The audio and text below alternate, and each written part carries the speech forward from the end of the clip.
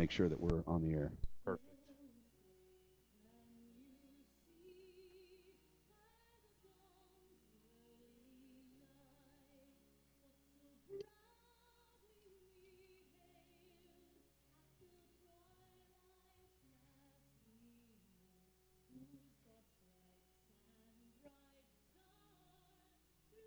It says we're streaming, and it looks like we are.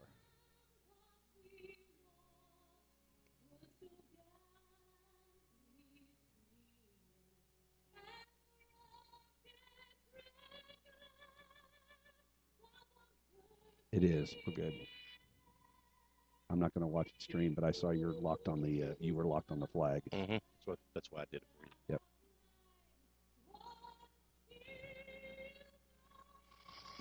Probably should stand up. I don't think I can. I'm going to mute our mics for right now. I'll bring them up as soon as we're ready. Okay.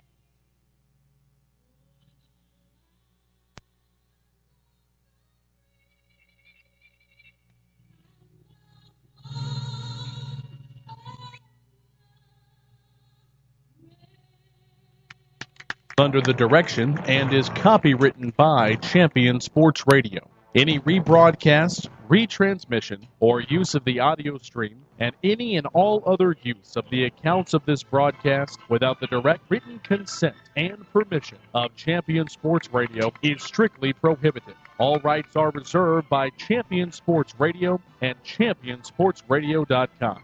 This is a presentation of Champion Sports Radio, your home for championship broadcasts.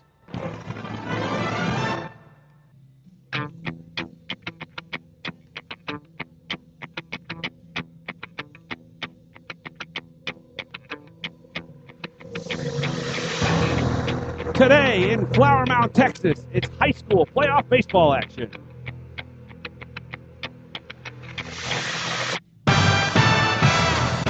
Two football powers will meet on the baseball diamond. It's the Trinity Trojans and the Flower Mound Marcus Marauders. Alongside my partner Pete Nielsen, I'm Doug Branch, and today it is Game 3, winner take all. District 5, 5A, number 1 seed against District 6, 5A, number 4 seed. The Marcus Marauders and the Trinity Trojans. Marcus won. They stole Game 1, 8-7 on Thursday night at Trinity, and then the Trojans come back last night, and they win 3-1 here at Marauder Field. This is Game 3. This will decide who moves on in the state playoffs. Pete Nielsen, running camera also in front. Your thoughts before we get going here tonight? Well, you worked all spring, Doug, for a game like this, and both teams clearly working hard to get to this point. Maybe a surprise as a Game 3, as Marcus was a number 1 seed, 5-5A district winner, but Trinity's battling. Like you said, Game 1 could have went either way, and Game 3 clearly was very, very close to the end. So interested to see how this one breaks out. Starting lineup for the visiting Trinity Trojans, it'll be Riley King, the shortstop, Philip Childs, the right fielder, Matt Munoz, the center fielder, Wes Engel playing first base, Mark Geisel, the pitcher, Preston Inman, the DH, Dylan Dean in left field, Reeder Mensvasser behind the plate, and Noah Trey at second. Ben Forehand will play right field but will not hit. First pitch from the pitcher, Ethan Nichols, is a strike to Matt Bernstein, and Nichols out to a quick lead on the hitter here, Riley King. Left-hander, 5-0 on the season. The Marauders are 26-7 on the season, and a called strike 2 ahead in the count quickly is Nichols. Around the infield, it's Brennan Venter at third. Shortstop is Romero Greer. The second baseman, Tyler Borchi. And over at first, Josh Ringsdorf. Pitch number 3 down low, just misses. Runs the count to a ball and 2 strikes. Around the outfield, Jared Bogosian in left, Nick Miner in center, and Ashton Easley in right. Curveball misses up high, runs the count even at 2-2. And Pete, what a gorgeous day here in North Texas. Absolutely perfect. About 85 degrees, and you mentioned it earlier, Doug. No wind, and that's unheard of in the spring here. But absolutely perfect. And there's Nichols hitting the batter, so he'll go to first base now. Ethan Nichols Sixth batter hit by Nichols on the season, and it sends Riley King, the fleet-footed shortstop, down to first runner of the game for the visiting Trinity Trojans. 7-inning affair unless we need more. Sudden death will happen then. We will finish it today, and one of these two teams will move on to playoff round number 2 next week. Left-handed Nichols throws, shot, hit up the middle. Late break, and it is caught, I believe. It is. Nice play by Nick Miner. Took a step back and then came in, Pete, and he saves 90 feet. Yeah, that's a good job by Miner. He is lightning fast out there in center field. In fact, he's taking over the center field position. Ashton Easley was playing center field for most of the season. He's moved over to right. Defensively, Marcus is absolutely quick out in the outfield. That's a great play there for the first out of the inning. Nichols has an outstanding move to first base, as he showed in Thursday night's game, picking off the coach's son with a runner at third and 2 outs in the bottom of the 7th inning to preserve the victory for the Marcus Marauders. So look to see if the Trinity Trojans, Will Everett's squad, will try to run on Nichols here early in the game with a runner at first. Fastball, called strike, throw down to first by Bernstein, and back in is Riley King. Count is even at 1-1. 1 out here. We're in the top of the first inning at Marauder Field. District champion Marcus Marauders taking on the number 4 seed out of District 6-5A. Don't let that fool you. This Trinity team is good. Runner goes. Ball into the outfield. Coming on to get it. And now backing up is Nick Miner. And he'll gather it in. Miner with 2 putouts here in the first inning. That'll chase Riley King back to first. And Wes Engel, who had an outstanding outing on Thursday night, but ended up not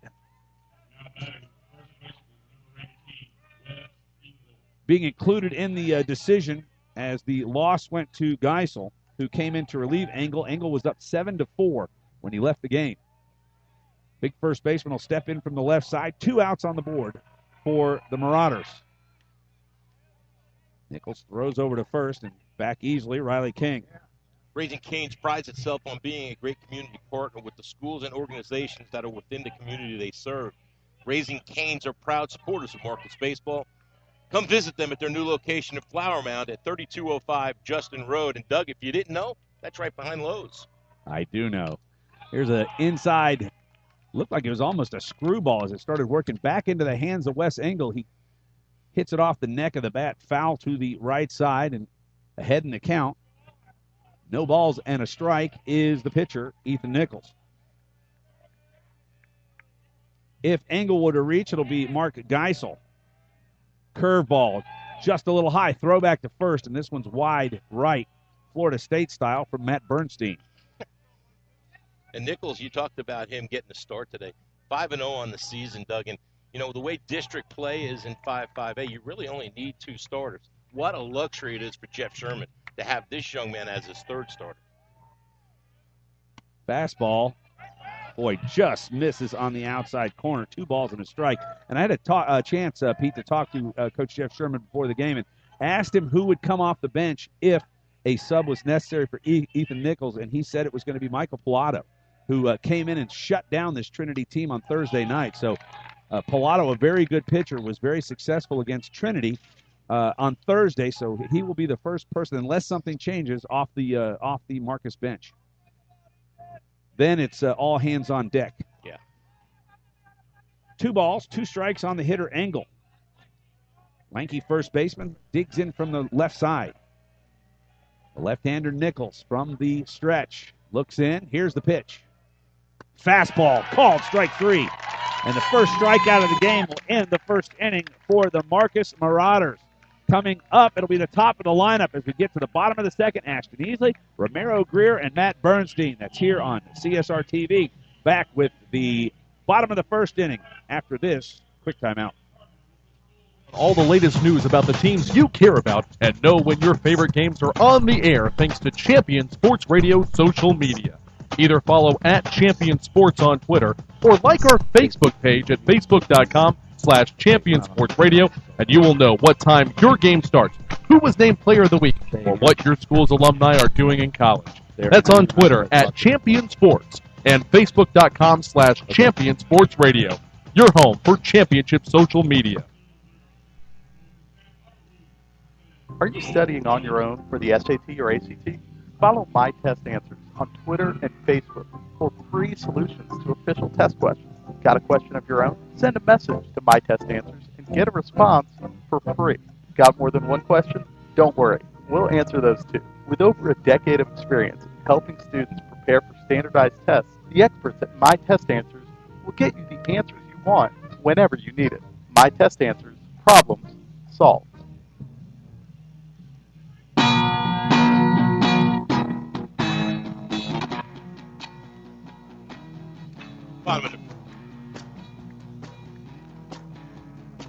Bottom of the first here at Marauder Field.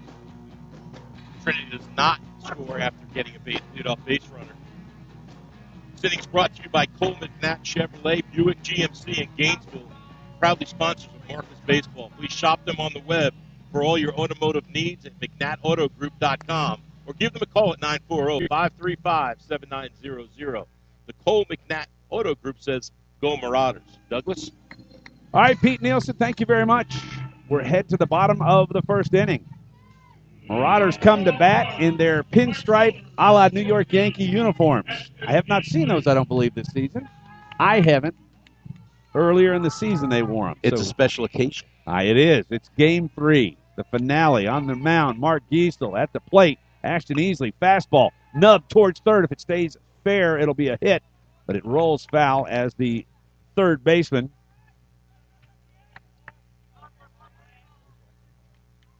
Oh, goodness, I don't have a third baseman listed.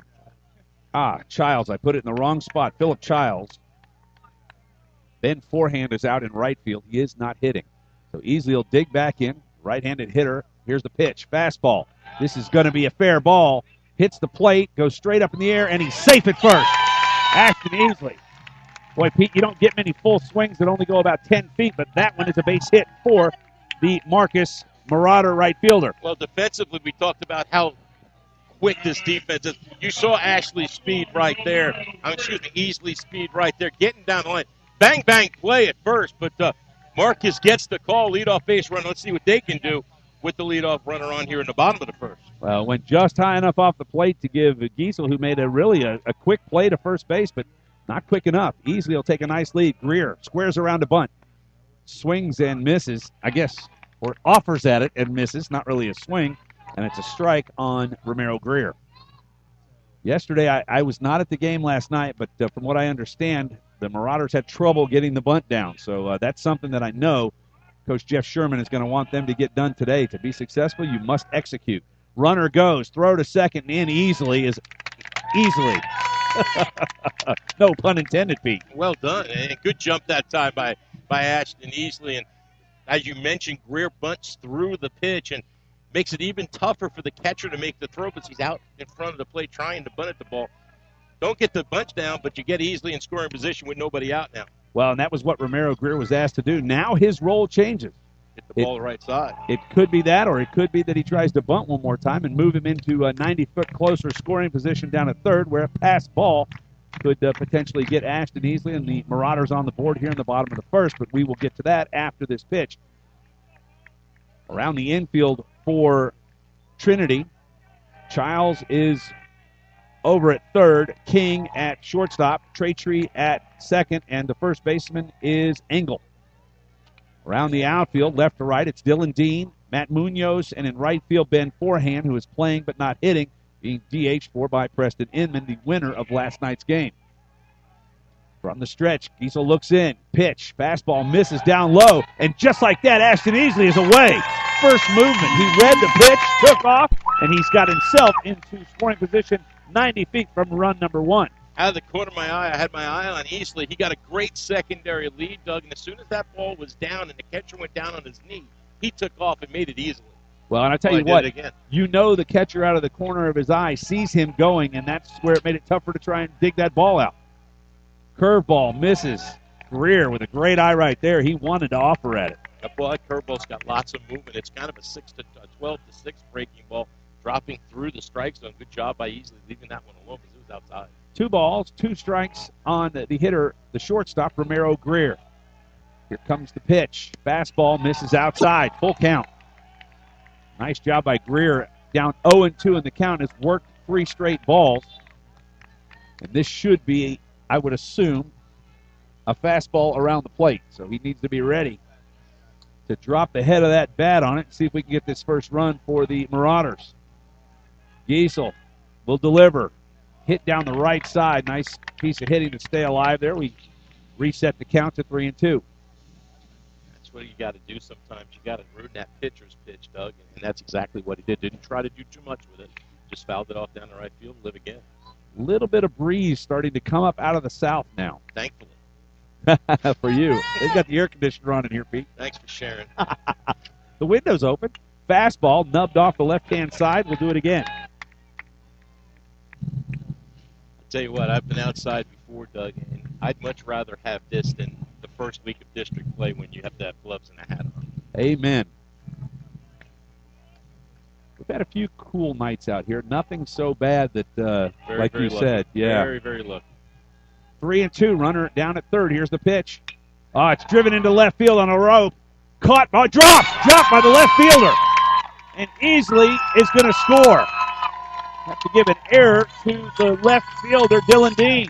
And Marcus is on the board as the leadoff hitter who singled Ashton Easley has scored. Yeah, that's a tough play, but he comes in, he had his glove on it, so you got to score an error. Good job by Easley. He stayed home, tagged up. I think he was going to try to score either way, Doug, but a base hit, another base runner. Marcus on the scoreboard, 1-0 early, kind of what they need to do to set the tone in this one. And don't be surprised if Romero Greer gets on his high horse towards second here, first or second pitch.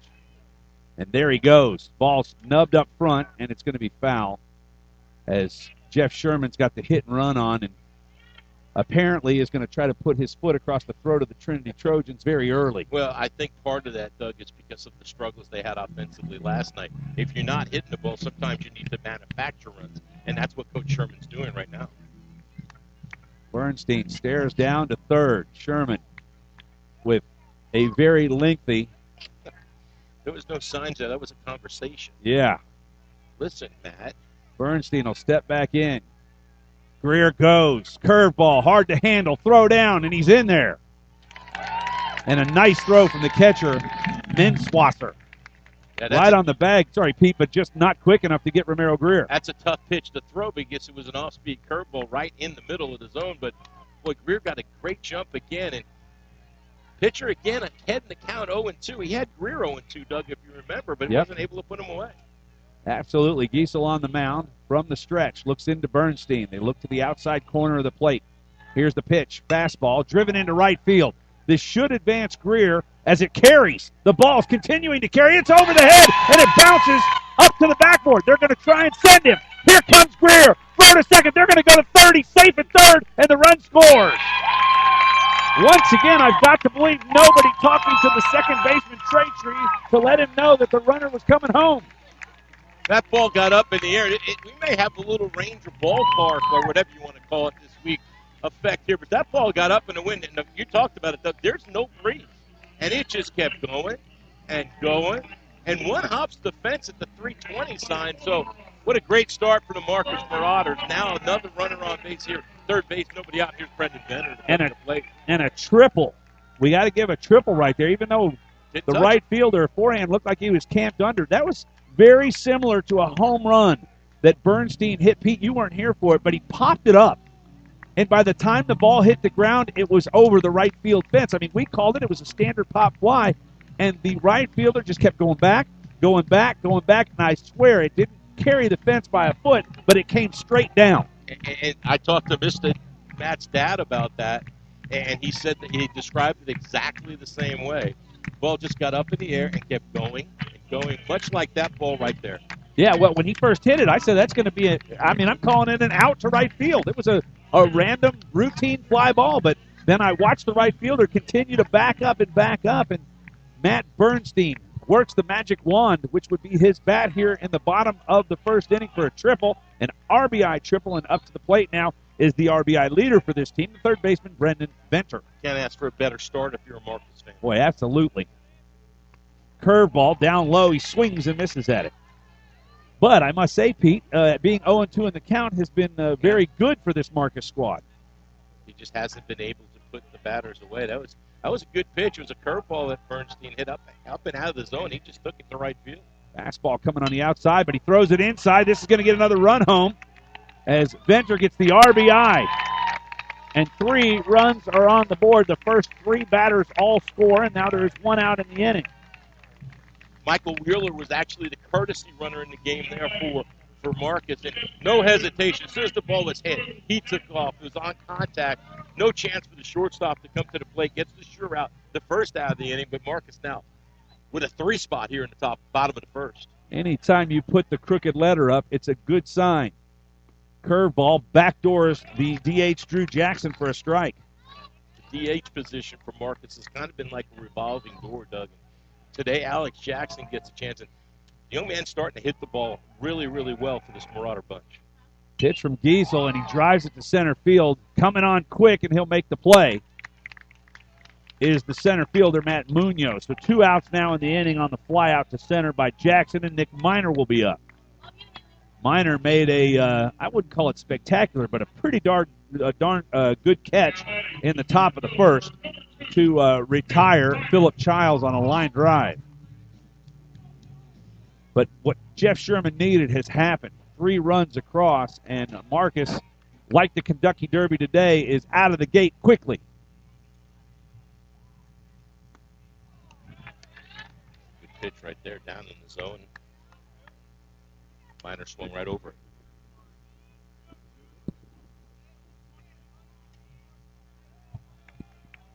Of course, the Kentucky Derby, 5:23 p.m. this afternoon. You can catch that on NBC Sports. A busy sports day. Was it 3 Game 7s in the NBA today? And 3 Game 7s, 4 Game 3s in District 5, 5A, and 6A. Swing and a miss by Miner puts him in the hole, 1 ball and 2 strikes. Sports Bonanza. I'll tell you what, Bonanza. There used to be a place, wasn't that the ranch, the Bonanza? Yeah. And an all-you-can-eat buffet. I don't know how I would know that. Here's a 2-hopper to first. Throw on, and that'll end the inning. But not until the damage is done. Oh, Pete, I love you, man. You're all right. Let me count them up. 1, 2. 2 hits, 3 runs. 1 left on. We head to the top of the second. Marcus leads 3-0 over the visiting Trinity Trojans. Back with more on CSR TV after this timeout. Are you tired of only spending time as a family huddled around the TV? Would you like to enjoy some culture with your loved ones without breaking the bank? Then let me introduce you to the Greater Dallas Youth Orchestra. The GDYO provides music education and performance opportunities for musically talented youth, but this is no kids' concert. The GDYO comprises 7 different ensembles made up of over 425 talented musicians ages 8 to 18, representing more than 50 communities in North Texas. You won't believe how amazing these ensembles sound until you hear it for yourself. So join them for one of their concerts at the Meyerson Symphony Center or Dallas City Performance Hall. For more information on how to make a donation, as well as a listing of upcoming GDYO concerts, visit gdyo.org. And if you know a talented young musician interested in an unbelievable experience, auditions take place in the spring. Connect with the Greater Dallas Youth Orchestra on Facebook, Twitter, LinkedIn, and at gdyo.org.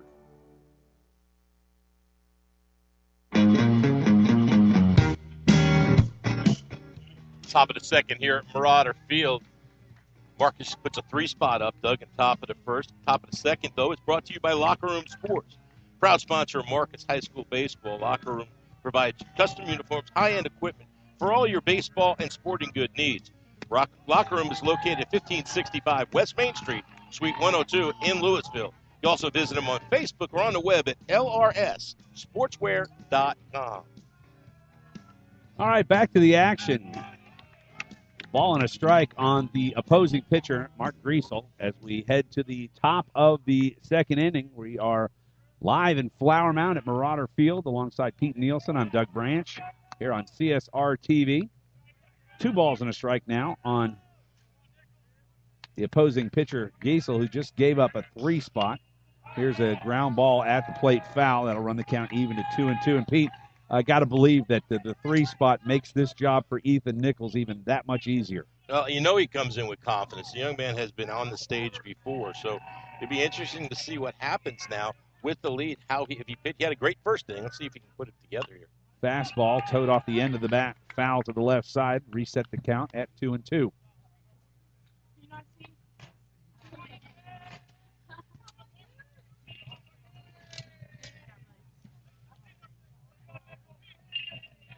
Giesel dig in from the right side, looking out at the left-hander Nichols. He'll work the ball a little bit. Here's the pitch. Fastball, got him. He offered at it and give the strikeout. Second one on the day to Ethan Nichols. Good pitch that time. He's looking curveball, and the fastball just got the outside half of the plate for the looking strikeout there. Good pitch by Nichols. Nichols, 44 strikeouts on the season coming into this game. So 46 now. And Preston Inman, the opposing pitcher from last night, dribbles one to the pitcher. Nichols, he'll wind up, throw it on to first to Ringsdorf, and a pitch in and out. That's efficiency from the pitcher, Ethan Nichols.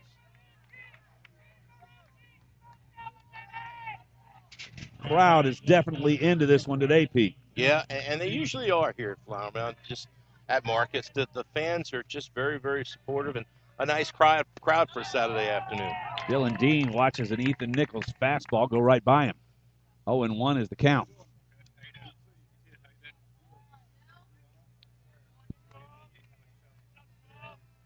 Oh, 1, curveball down low, misses inside. Runs the count even to 1-1. Oh.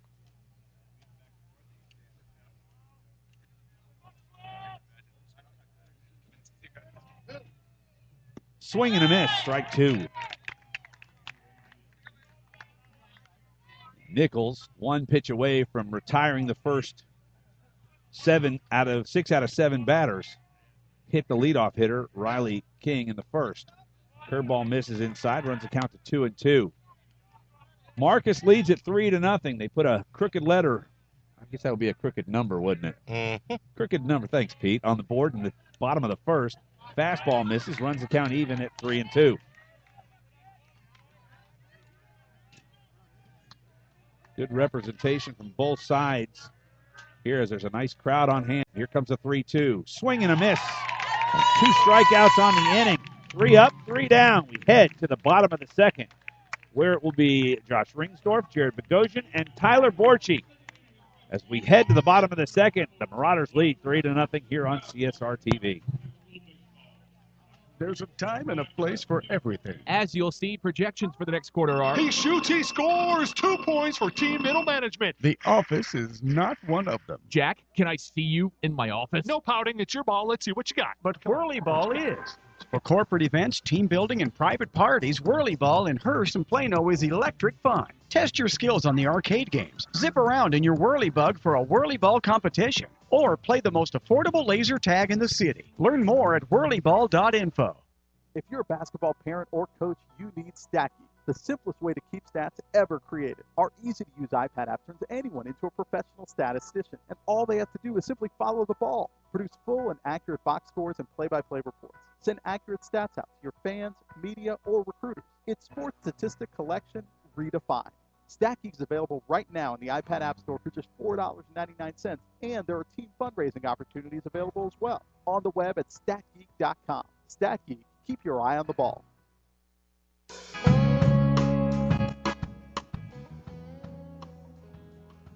Bottom of the second here at Marauder Field. Marcus leads Trinity 3-0. And Doug, bottom of the second brought to you by our friends at Honda of Denton. Hey, Mom and Dad, are you looking for a new or used vehicle that's safe and economical? Honda of Denton has the one. And they're just right up the street. Honda of Denton, the home of the lifetime warranty, and your hometown dealer. Check them out 24/7 online at HondaofDenton.com. All right, thank you, Pete Nielsen. Will Everett is taking a spin out to talk to his third baseman.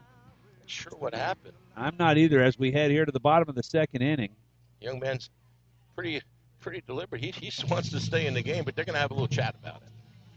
They'll walk away. Pete, you got anything else we can pay a bill on here? I just, a shout out to for all year, Champion Sports Radio had the Champion Sports TV, has the opportunity to work Marcus Baseball now for the third consecutive year, and we can't do it, Doug, without all these sponsors. I'll go through them all day, and make sure we get a good mention to these folks because, like you said, we can't do this without them. And you know what? I can't think of a better way to spend a Saturday afternoon than right here at Marauder Field. Playoff baseball doesn't get very much better than this. Well, you're exactly right. Will Everett is still the head coach for the Trinity Trojans, is still out in shallow left field with his third baseman. As Pete quickly zooms around to get a shot for us. This is high technology we have here today. Yeah, one of these days we'll get remote-controlled cameras. That'd be special. And it looks like Childs is going to stay in the game. Everett, a couple words to his pitcher on the way by. Won't be charged with a visit. Probably should be. Josh Ringsdorf will step in for his first at bat.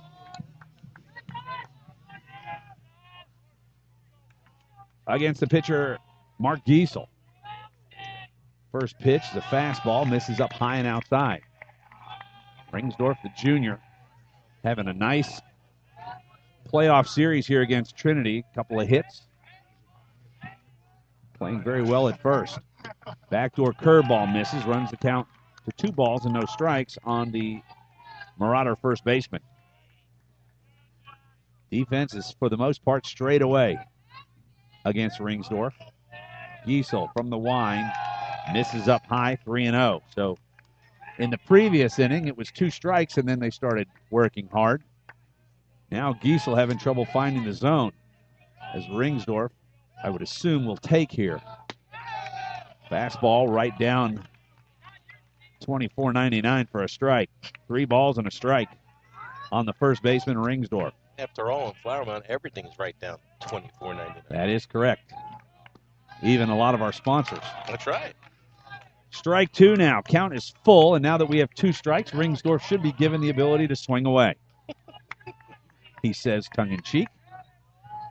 Here's the 3-2 pitch. Fouled off, caught. Strike 3 swinging on Ringsdorf. So 3 balls, 3 strikes. The pitcher wins that battle. And coming to the plate is the left fielder, Jared Bogosian.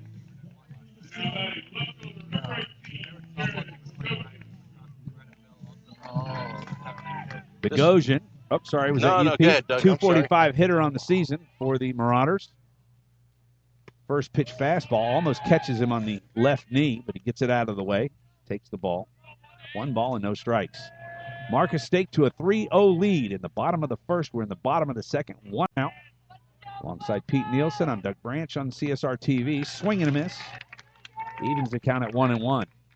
And Pete, that wind is starting to pick up just a little bit out of the south as we watch the American flag in center field start to stand out a little more stiffly. Here's a shot. Looks like it may get over the center fielder's head, and it does.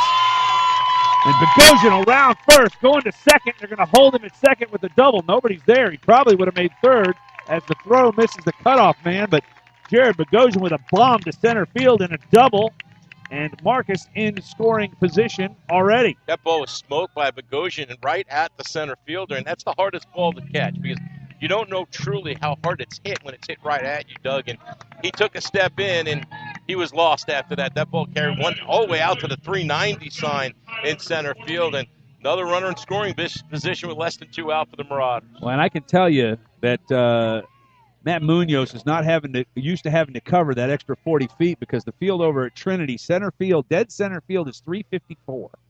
It's a big difference. It's a big difference. So he's probably playing with his back against the fence right now if we were at Trinity. Here's the pitch from Giesel.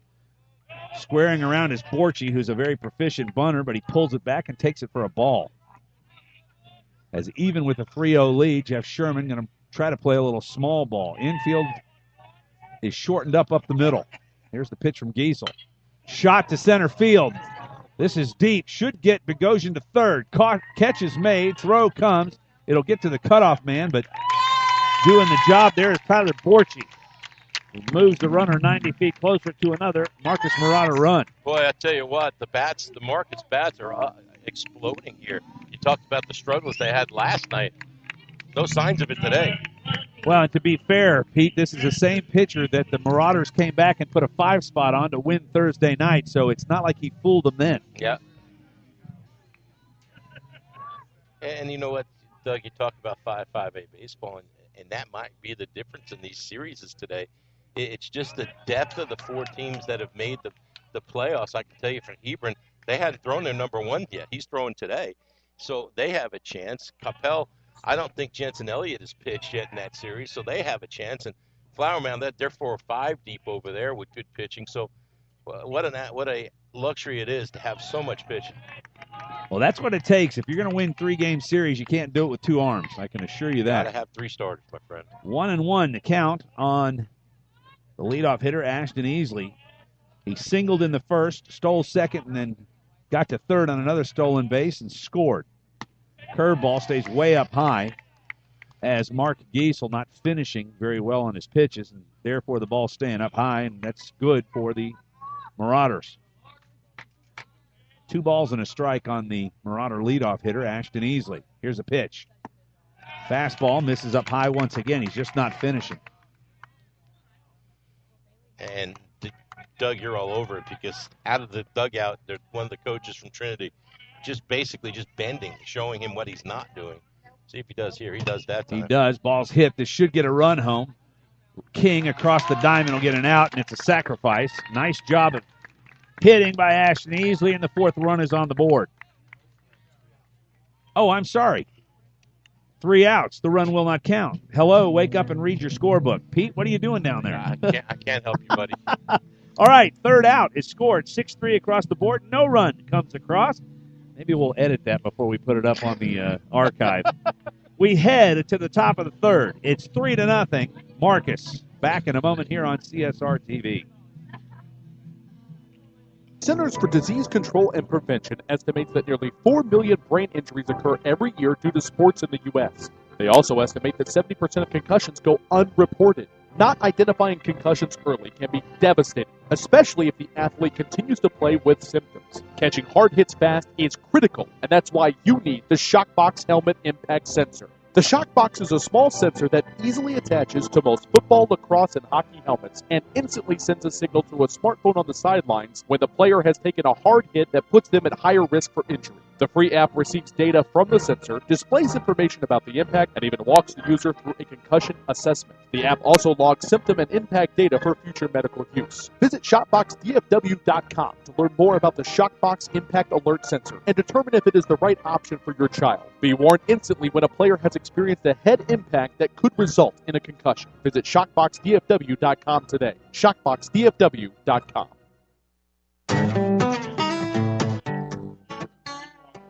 Top of the 3rd here at Marauder Field, and top of the 3rd is brought to us by Salerno's Italian Restaurant.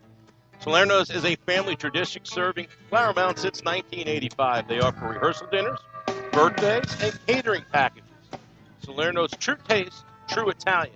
Also visit their sister restaurant, The Grotto, and that's in Highland Village, specializing in steak, seafood, and much more.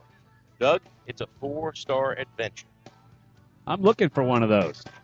Right now, I haven't found it. First pitch to Menvasser. It's a foul ball to the inside. Strike 1. Swing and a miss at the curveball. Nice pitch from Nichols, and he's ahead in the count 0-2. Have I mentioned it's getting warm down here? You haven't. Did I mention that LD Bell beat Flower Mound 3-2 on Thursday night? You did. All right. Just wanted to make sure I got that out again.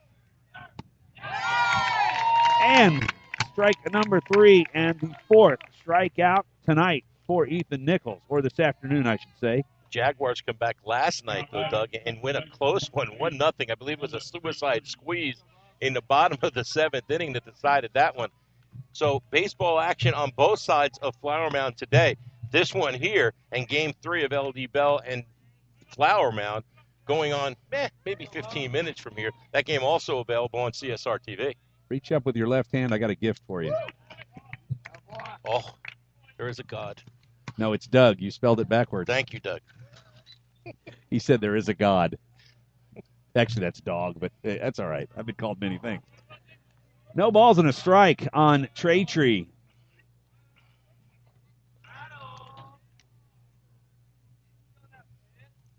If there were a salon close by, he'd be the first candidate on the field to head out there. Fastball down low, 1-1. Having phone difficulties. I'm trying to get my phone to reboot, and it won't. I'm trying to get a score from over there around the block. But You know what? Let me click on it. They're on my game changer. there you go. Not that I would ever admit to that, but You they just are. did.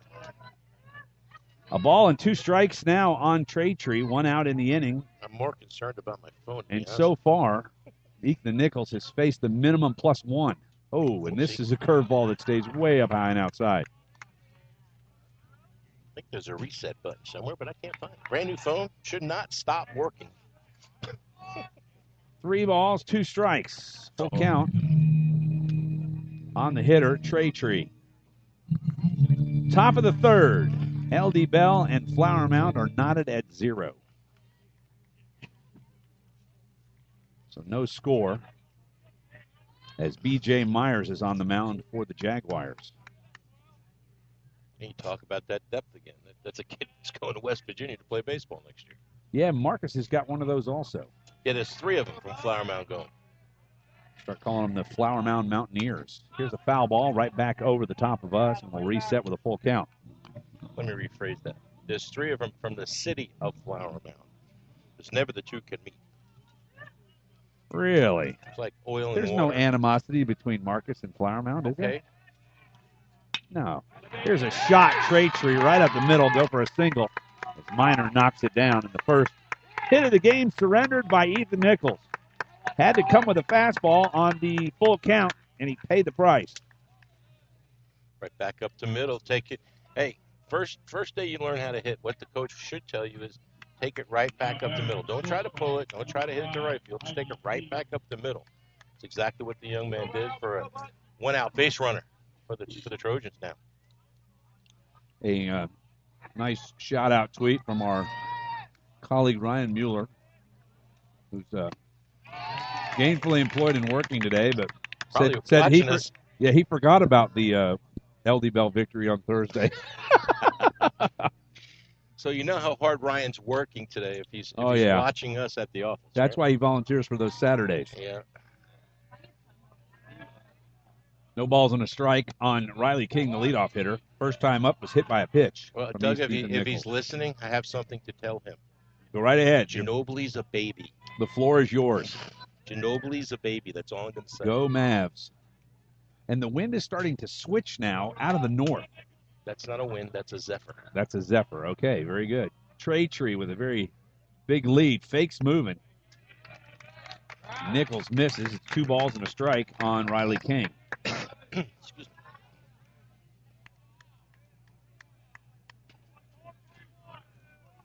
Talked about earlier about the great move that Nichols have. It's not deterring Tree from getting a nice lead over there at first base. One more gift, Pete. Yes, sir. Oh, my word. This is awesome.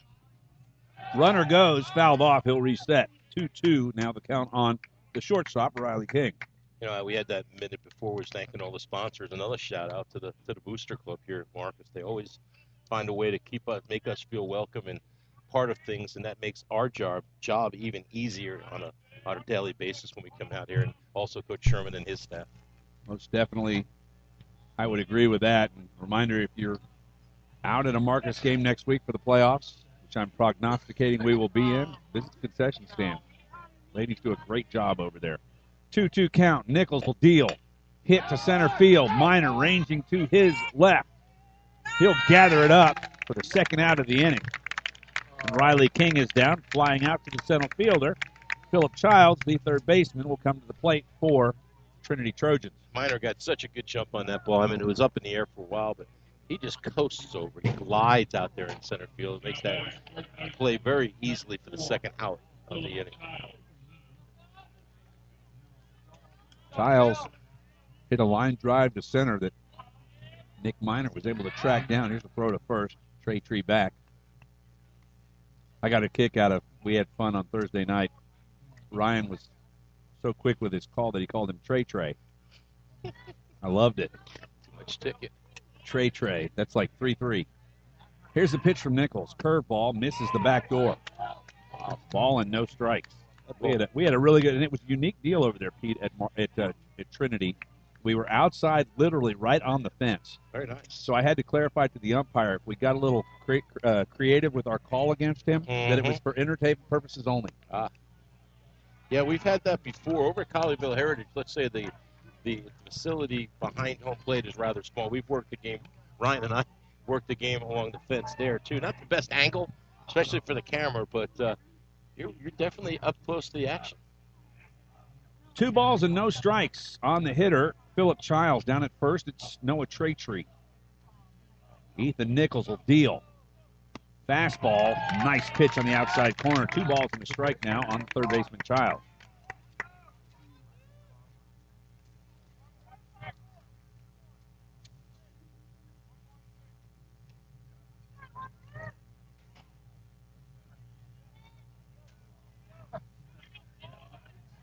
Did I mention this was game 3? You have. Here's a little dribbler down the left side. It's going to go foul as Venter puts a glove on it. And the count's even at 2-2. Game number 3, winner take all. Moving on, and I'm actually not sure how the playoff situation works. If the 1 seed would then take on the lowest seed on the other side of the bracket. Well, I don't think there's anything set in stone yet because I'm not sure anybody knows, where they're going to fall out. So stay tuned for that. I tried to figure it out this morning, but failed miserably. Throw to first, and Trinity is back in.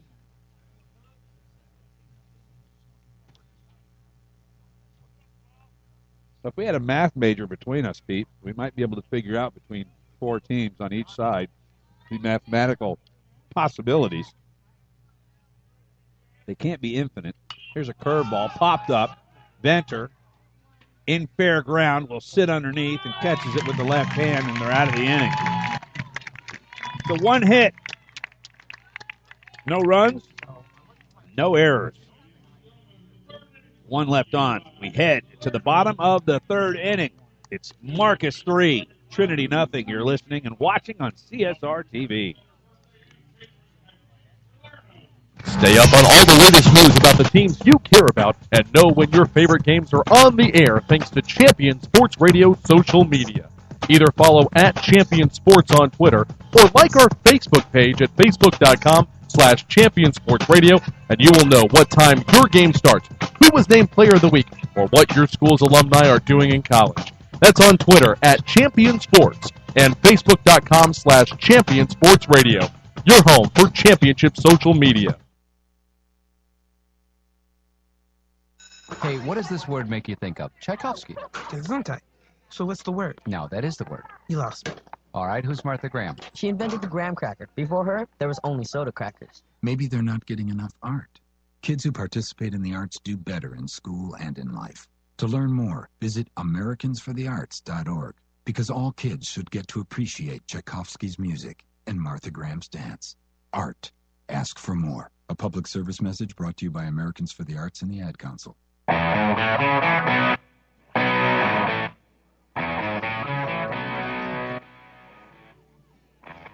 Bottom of the 3rd here at Marauder Field. Marcus leads Trinity 3-0.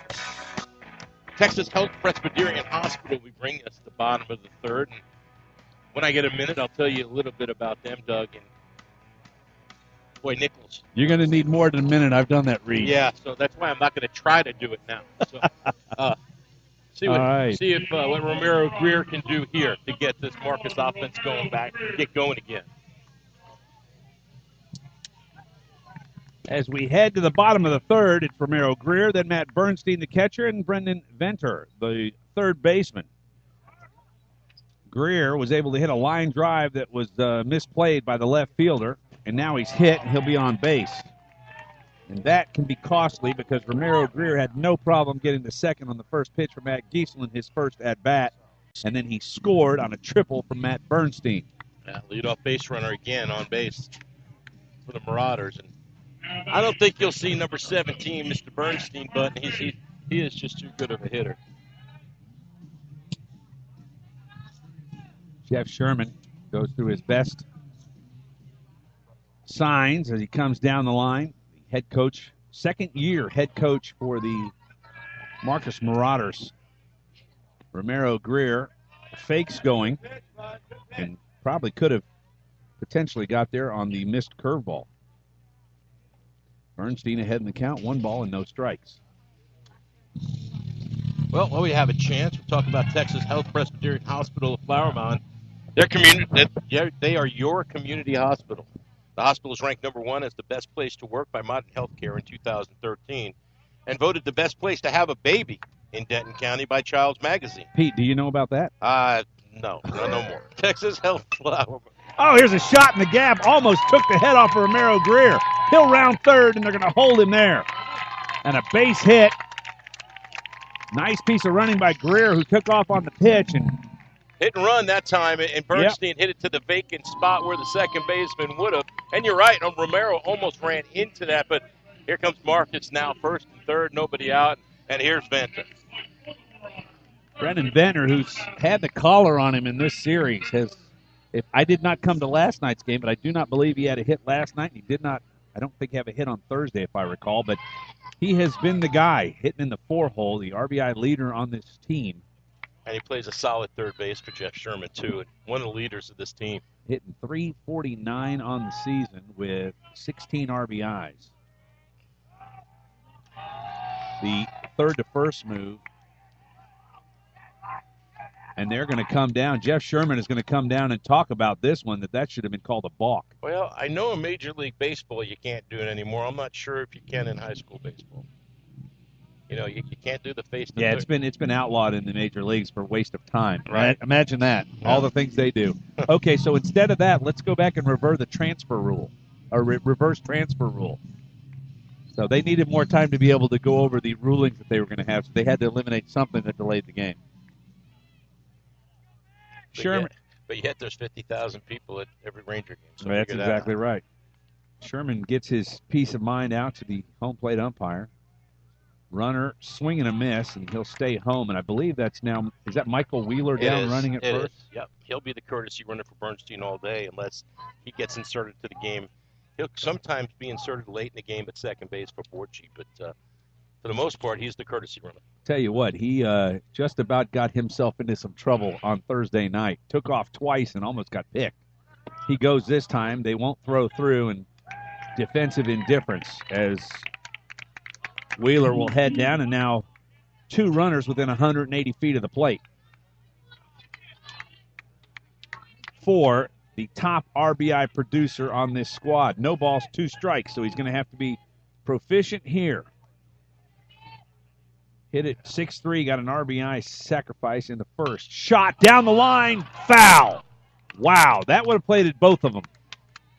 Just got the head out in front, and he smoked it down the line. Sorry about that, Pete. No worries. That ball was absolutely smoked and just foul. Very, very close. A third base umpire right on the call. That's one thing I like about playoff baseball, Doug. The 4 umpires, it's less chance of a missed call. The stakes are higher, and there should be 4 umpires than there is. I like that. You'd like to think that, Pete, but yeah, I know. I know. So far, this group done an outstanding job. Here's the pitch. This is going to get the run home. Shallow center coming on fast. This may fall. No, it doesn't. The tag is there. The throw is up the line a little bit and easily standing up, and the sacrifice goes to Brendan Bentner as Romero Greer scores from third, and it's now a 4-0 game. That's a great job by Greer. Got a great jump. I mean, stays and tags, and Munoz does everything he possibly can to make it close at the plate, but Greer speed just too much. And Marcus now plays the 4th run of the game. Well, you'd love to get a base hit in that situation, but the second best thing you can get is a fly ball to the outfield, and that plates the very fleet of foot Romero Greer. And Drew Jackson, the DH, will step up. Still 180 feet away from another run down at second base is Michael Wheeler, as nobody had seen the bat that was still just to the right of home plate. Probably not a problem for anyone but the catcher on a pop fly. Yeah, you don't want it there. Giesel from the stretch. He'll deal. Wheeler takes off, and the bunt's down. It's going to be a tough play. He'll circle, throw on to first, and they got him. 2 outs now as Jackson is able to sacrifice Wheeler down to third. Yeah, and I think what Coach Sherman was hoping for, that bunt to get past the pitcher, with Jackson's speed, he had a chance to get there. But nice job by the pitcher to getting off the mound to make the play. As you mentioned, the runner was, running on the play. It was a bunt and run. If that play had been mishandled in any way, Coach Sherman would have set Michael Wheeler all the way from second base, but they made a good play defensively. Nick Miner, the center fielder, will step in. Curveball drops in for a strike. Yeah, that same thing happened on Thursday night. I can't recall who bunted it. It was it was Jackson, I believe, from the left side. Pushed it all the way to the second baseman. And, of course, the second baseman was playing so deep he had no chance. Of course, it was also, here's a little nub over to second, as I just said that. Thrown on to first by Trey Tree. And out of the inning are the Trinity Trojans, but not without some damage done. There was a base hit, a run scored. One runner was left on, no errors. We head to the top of the fourth. It's Trinity 4 and the visiting, or check that, it's Marcus 4 and the visiting Trinity Trojans 3 back on CSR TV after this timeout. Are you looking for a way to promote your business or increase exposure? Do you just need more people to know that you're there? Join the Champion Sports Radio team and advertise during these games. In the last 4 years, Champion Sports Radio has broadcast over 600 games to more than 3.5 million listeners. And Champion Sports Radio wants to help you use major high school sports to reach thousands of local fans right in your community. Think about it. Die-hard fans just like you tune in each and every week, giving your business unparalleled access to the community. It's the perfect way for smaller individually owned businesses to cultivate a core clientele or expand their already loyal customer base. To secure your prime commercial spot during the broadcast, contact Thomas Lee at Champion Sports Radio by phone at 972-741-0334. That's 972-741-0334 or online at championsportsradio.com. Champion Sports Radio, your home for championship broadcast.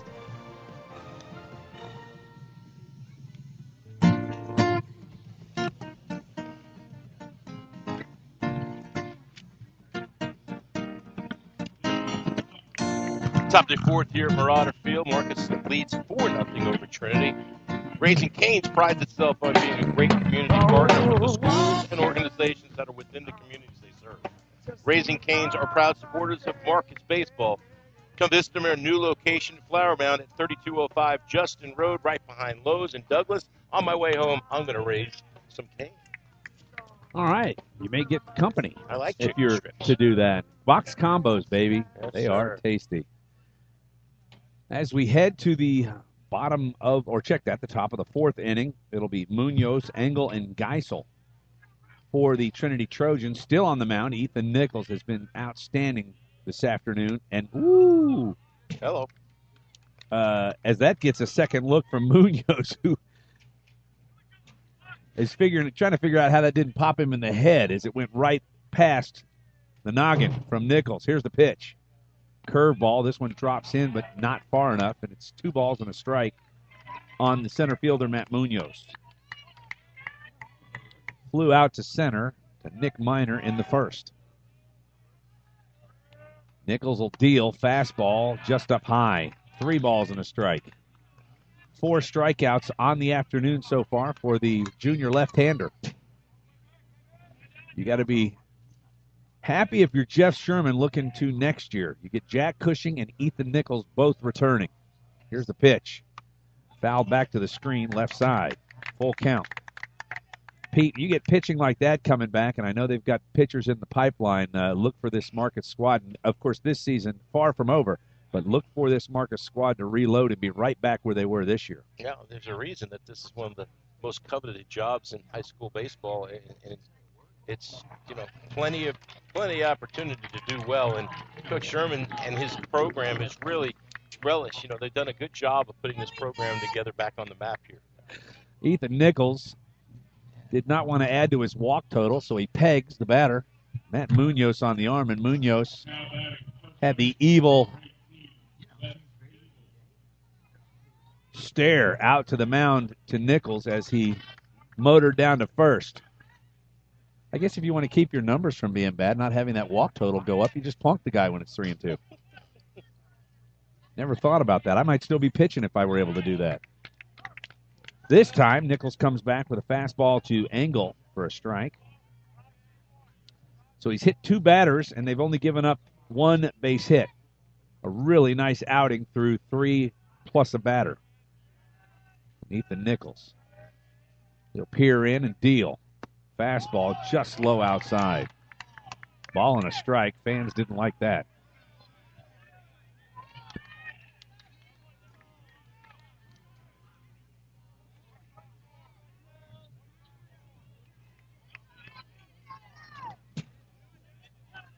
Wesley Engel will step back in from the left side of the plate. Here comes the pitch from the left-hander. Square, throw over to first. Not in time as Munoz dives back in. Fortunately, Ringsdorf catches it. He would have rung him up for the second time in the inning with a hit, although this one would have been in the more cushiony spot. Pete can tell you about cushion. Swing, fouled off, will reset. Did you hear that one, Pete? Yeah, I just kind of let that one go. I can tell you about cushion, too. Yes, sir. But we can both tell you about a great buffet. At Bonanza. I think even my buddy Kometz here in the booth could probably help us out on a good buffet, too. We could do some damage. Let's just put it that way. What's the place? Golden Corral watches us walk in, and they're seeing money go out the door. Here's a shot to center field. This one will get down for a hit. And for the first time, 2 runners aboard for the Trinity Trojans. Hit number 2 surrendered by Ethan Nichols. Yeah, up in the zone that time. A good job of hitting. He just kind of served it out into left center field. And first and second, nobody out for the Trojans and making a little bit of noise here. Back to Golden Corral. We could do some damage on that chocolate fountain, I bet. I don't know what you're talking about. Uh-huh.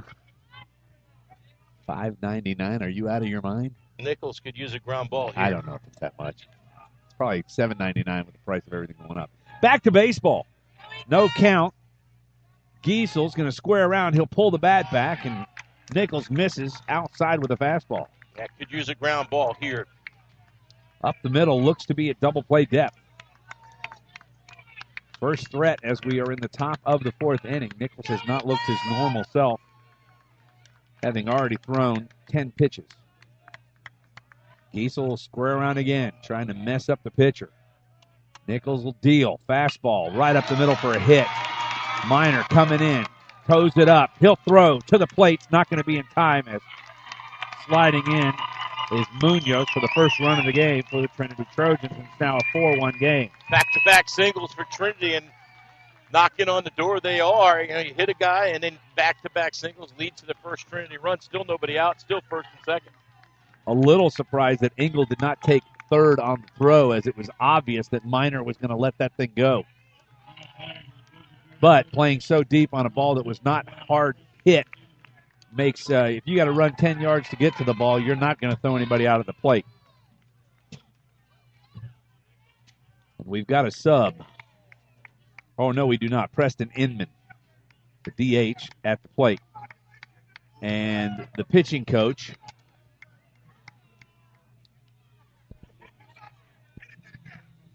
heads out to the mound for Kevin Williamson. Heads out to the mound for the Marauders. Quick break in the play. I'm going to get rid of one commercial we've got sitting here, and we'll be right back. Teams you care about and know when your favorite games are on the air thanks to Champion Sports Radio social media. Either follow at Champion Sports on Twitter or like our Facebook page at facebook.com/Champion Sports Radio, and you will know what time your game starts, who was named Player of the Week, or what your school's alumni are doing in college. That's on Twitter at Champion Sports and facebook.com/Champion Sports Radio, your home for championship social media. All right. Back in Flower Mound at Marauder Field. Runners on first and second, no outs. And Preston Inman squares around, pulls the bat back. He's going to bunt back into the screen. So Will Everett, head coach for Trinity, is going to try and get 2 more runners in scoring position. And with a base hit, that would potentially cut the lead down to 1. But we're not there yet. Nichols is still dealing from the bump. 0-1 count on Inman. Got to believe he has not been asked too many times to try and put down a sacrifice bunt. Typically, your DH is not doing that, but he squares around again. All day, they'll throw to second and back in. Relatively close play as Romero Greer sneaks in behind Wesley Engel. Typically, when it takes that long, you're not going to pick anybody off. It's kind of obvious as the Trojan faithful try to get loud here at Marauder Field. Pitch. Strike on the outside corner. Nice offering from Ethan Nichols. Careful, Doug. The Haka may break out here. The Haka. The Haka dance. The football team does before the game. Haka. I know about that. I've seen it. I've actually seen the real New Zealand Haka, if you can believe that, from down in the islands. The Kiwis, as they call them, the All Blacks. They do it well, the rugby team. Here's the pitch from Nichols. Swing and a miss and a big strikeout for the lanky left-hander. First out of the inning, Inman not able to execute. Good pitch down in the zone. Even if Inman would have hit that, he would not have been able to do very much with it. A big strikeout right there. Defense will stay at double play depth. Dylan Dean comes up. Dean is the left fielder. Had an error that allowed a few extra runs to come in the first inning for the Trojans. He struck out in the second. And it was a 6-pitch strikeout. Went to a full count before Ethan Nichols was able to get him. They'll play behind the runner at first. Double play depth up the middle. Venter, even with the bag at third. Pitch. Swing and a miss. Off speed. And up high, but needless to say, the swing and the miss, and it's a strike for the pitcher, Ethan Nichols. Behind the plate, it's Bernstein. It's Venter, Greer, Borchi, and Ringsdorf in the infield. In the outfield, it's Bogosian, Minor, and Easley for the Marauders. Here comes Nichols with the pitch. Fastball, line to second. They make it to double play. Yes! And just like that, the threat is averted. Code orange is now code green. When we come back, it'll be the top or the bottom of the fourth inning.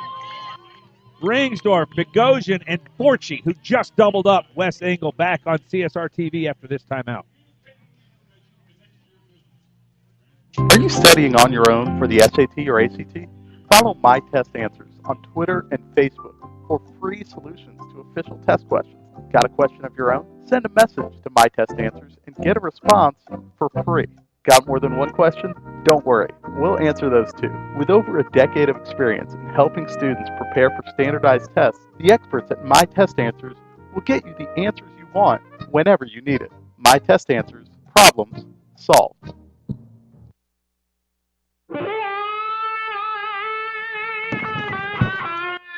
Wait for it. Wait for it. Wait for it, fans. Here it comes. Take me out to the ball game.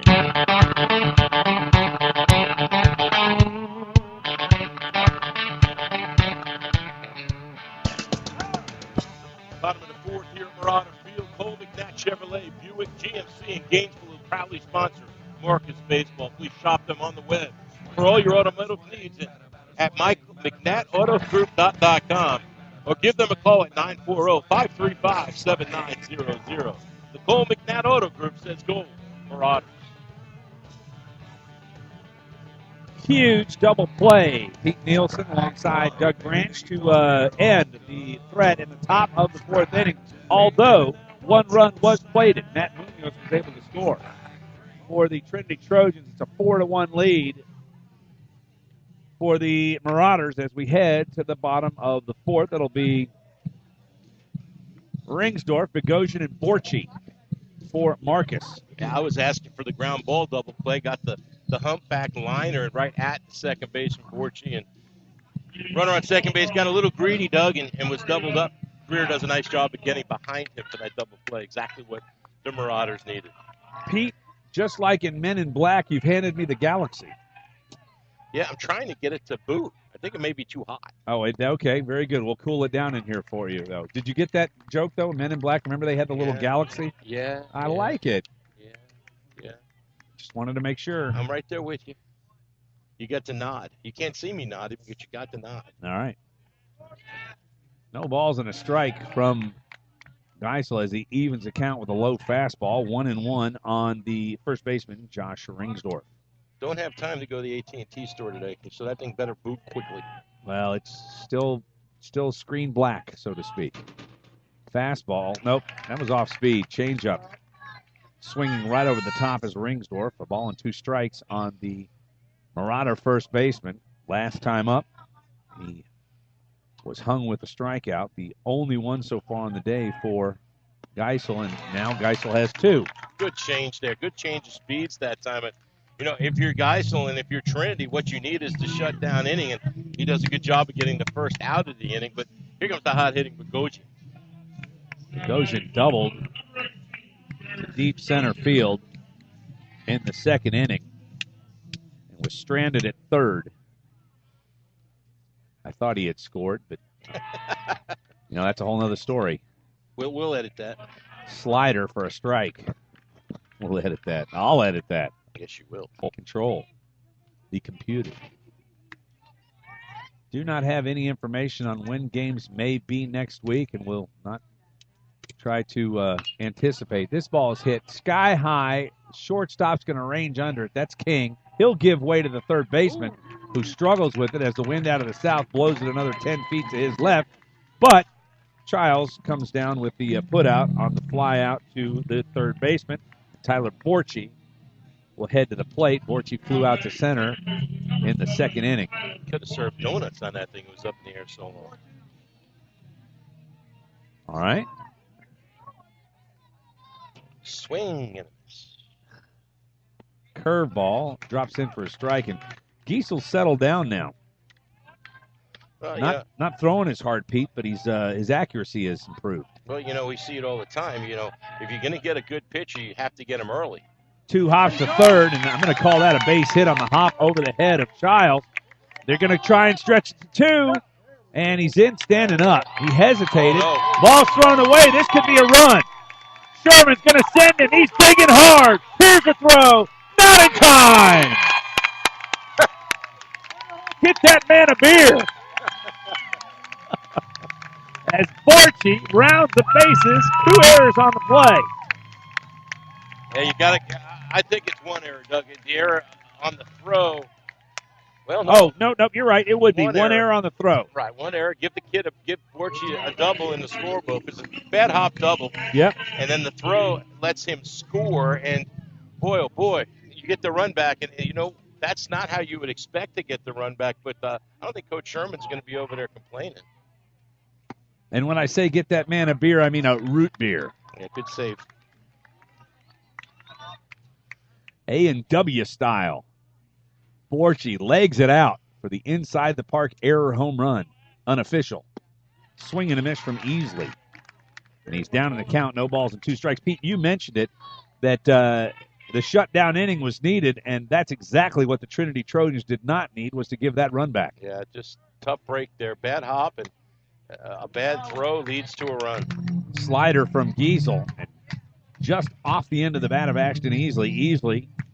1 for 2 on the night. Singled in the first, grounded out on a sack in the third. Here's the pitch. Flares it just over into the fans and just over the head of the Trinity fans on the right side. It'll still remain 0-2. 2 outs. We're in the bottom of the 4th inning from Marauder Field in Flower Mound, Texas. It's the Flower Mound Marcus Marauders and the Trinity Trojans. Trinity Trojan Trojans. Euless Trinity Trojans. It's the Trinity Trojan. I had another word there, but I can't use it. The Trinity Trojans, red, and it's all red and black today, by the way.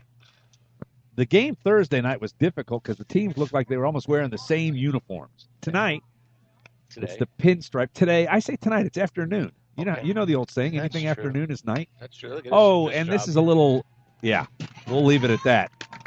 Easley with a little pop out to the third baseman.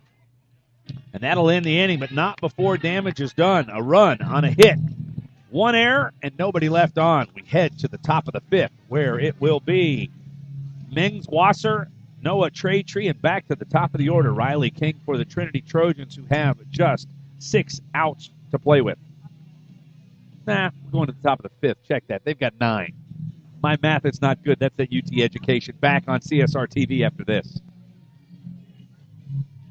Are you tired of only spending time as a family huddled around the TV? Would you like to enjoy some culture with your loved ones without breaking the bank? Then let me introduce you to the Greater Dallas Youth Orchestra. The GDYO provides music education and performance opportunities for musically talented youth, but this is no kids' concert. The GDYO comprises 7 different ensembles made up of over 425 talented musicians ages 8 to 18, representing more than 50 communities in North Texas. You won't believe how amazing these ensembles sound until you hear it for yourself. So join them for one of their concerts at the Meyerson Symphony Center or Dallas City Performance Hall. For more information on how to make a donation, as well as a listing of upcoming GDYO concerts, visit gdyo.org. And if you know a talented young musician interested in an unbelievable experience, auditions take place in the spring. Connect with the Greater Dallas Youth Orchestra on Facebook, Twitter, LinkedIn, and at gdyo.org.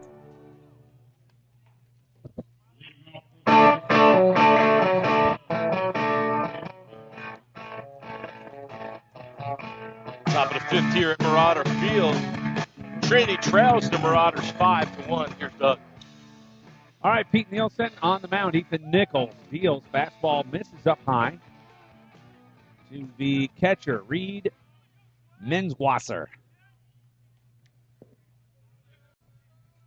Top of the fifth inning, down by 4 are the Trinity Trojans. Fastball, beautiful pitch for a strike. Evens the count at 1 ball and 1 strike. Trinity comes out of District 6-5A as the number 4 seed. Of course, the district champions from 5-5A, Marcus Marauders, are the number 1 seed. Also playing today, all action in 5A and 6A, 5-5A and 5-6A, or 5-6-5A. How do you say that? However you say that, is on 2 o'clock games. So, besides everything in the major leagues, besides everything going on in the NBA, besides the Kentucky Derby and the Stanley Cup playoffs, the only thing you don't have is a Tony Romo playoff loss. Here's a fly ball to right. And then Wasser retired, as that one does not carry the same way that Matt Bernstein's did. And Pete Nielsen's got some information for us. Able Communications is the proud sponsor of the fifth inning. Communicating information connects today's business. Transporting this information is their business. For 20 years, Able Communications has helped businesses connect with commerce by providing secure and reliable solutions for their communication needs. Let them help you stay connected. Able Communications, connecting companies, connecting you. All right, thank you, Pete Nielsen. No balls and a strike on Traytree. Fastball misses up high, 0-2, or 2-0. How about 1-1? Thanks, Pete. He did foul the first one off, didn't he? He did. Now it's 2-1. Are you sure you're not out here sitting in the sun? You know what? I probably should be. It's because I'm doing too many things up here. I'm massaging your galaxy. Thank you. Whoa. I'm Wait a second. Careful. Trying to get it to work. Yeah, I don't know what's up. There's a fly ball. It's going to go over the top of us and out of play. The power button would be the one on the right. There probably needs to be it was in my pocket. I think it just got too hot. Would love to be able to get out there on the internet and figure out some scores for everybody, but we'll get there. I'll get you updated on those after this pitch. Ball's hit. Nick Miners coming in hard. Traytree, and he gets there. Almost overran it, but right behind him was Ashton Easley. And I'll tell you what, between the two of them, you could darn near let them cover the whole outfield. Yeah, I told you. That's good defense right there, and that's solid. We talked about the shutdown inning, last inning for Trinity. Nichols is 1 out away from just doing the same thing here for the Marauders. Back to the top of the lineup, Riley King. Just down the street, over off of Peters Colony, They are in the top of the 5th inning, and it's still Imagine that. 0-0. Is that where we are? Exactly. Well, there you go. Now, I do not have a Hebron-Colleyville score or the Coppell-Irving-Nimitz score. We'll find those out shortly. I bet you the Dallas News, do they carry those live where you can get updates, Pete?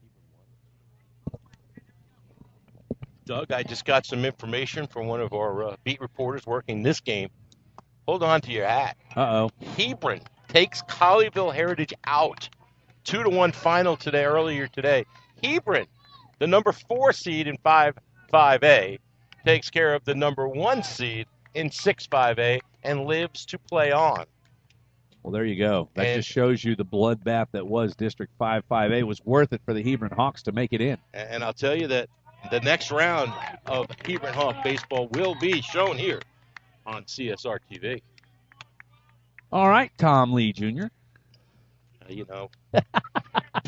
do what you can. You do. 3 balls, 2 strikes, 2 outs, swing, and the ball's drooped into right, left field, and it'll get down. Kind of drooped as dropped and drooped and whatever. But anyway, a hit for Trey Tree, check that, that's Philip Childs. No, it's not. It's Riley King, the leadoff hitter. So a single for King with 2 outs here in the top of the 5th. That's the only thing I've gotten right out of that last sentence. I need a root beer. 2-out base runner for the Trojans. You know what it is, Pete? I'm just not used to these afternoon affairs. Normally, until it gets dark, they don't let Dracula out. I hear you. That concerns me. You're back of me.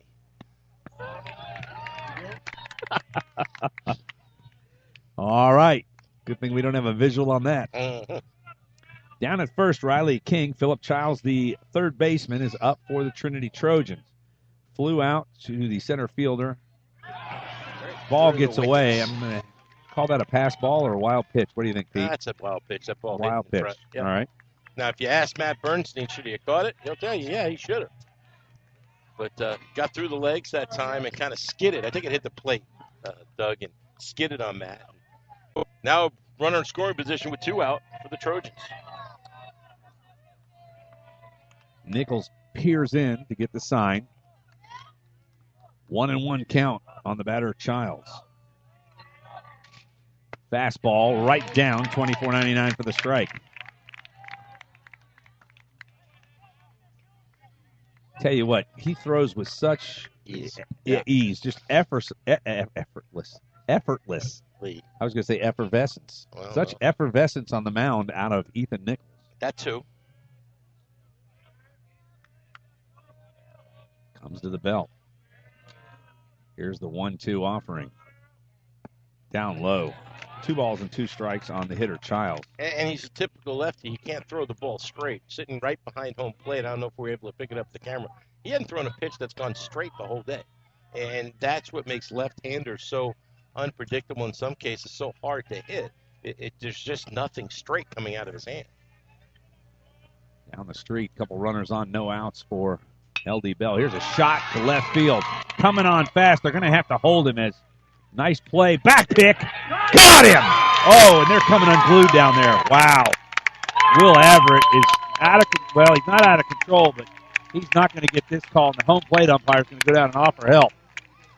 A snap play they threw behind the runner, and he's called out at third base, and Everett is still after the third base umpire. Let's keep it right here for just a second to see if Will maintains his position in this game. That was a base hit by Childs, and then a put out 7-5. No, it went 7. Did it go 7-5-3? How did that go? Who was at third? Third baseman was it? So 7-5-6. 7-5-6. And he's coming with the coach now towards the plate, so I think this is I want to get another blue shirt near me. Yeah, well, no, he's not going to get overruled on this one, I can tell you. There's no way you're going to call that from a guy who's that close to coming to the home plate umpire to try and get help. And if the home plate umpire overrules this, they'll never work together again, I can assure you. And Will Everett's being told to get back in the dugout. All right, we'll take a quick break, be back with more. It's 5-1, Marcus. There's a time and a place for everything. As you'll see, projections for the next quarter are... He shoots, he scores! 2 points for team middle management. The office is not one of them. Jack, can I see you in my office? No pouting, it's your ball. Let's see what you got. But Whirly Ball is. For corporate events, team building, and private parties, Whirly Ball in Hearst and Plano is electric fun. Test your skills on the arcade games. Zip around in your Whirly Bug for a Whirly Ball competition. Or play the most affordable laser tag in the city. Learn more at whirlyball.info. If you're a basketball parent or coach, you need StatGeek, the simplest way to keep stats ever created. Our easy-to-use iPad app turns anyone into a professional statistician, and all they have to do is simply follow the ball. Produce full and accurate box scores and play-by-play reports. Send accurate stats out to your fans, media, or recruiters. It's sports statistic collection redefined. StatGeek is available right now in the iPad App Store for just $4.99, and there are team fundraising opportunities available as well. On the web at statgeek.com. StatGeek, keep your eye on the ball.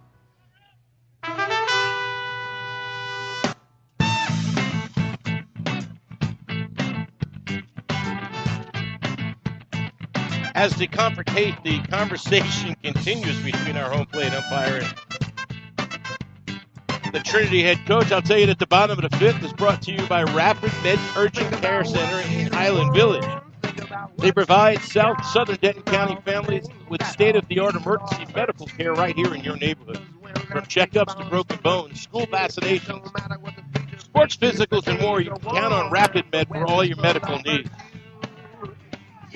Rapid Med is proud to provide the latest in concussion management through the Impact Program partnership with the Texas Health Sports Network. Rapid Med Urgent Care is dedicated to providing you with quality care quickly.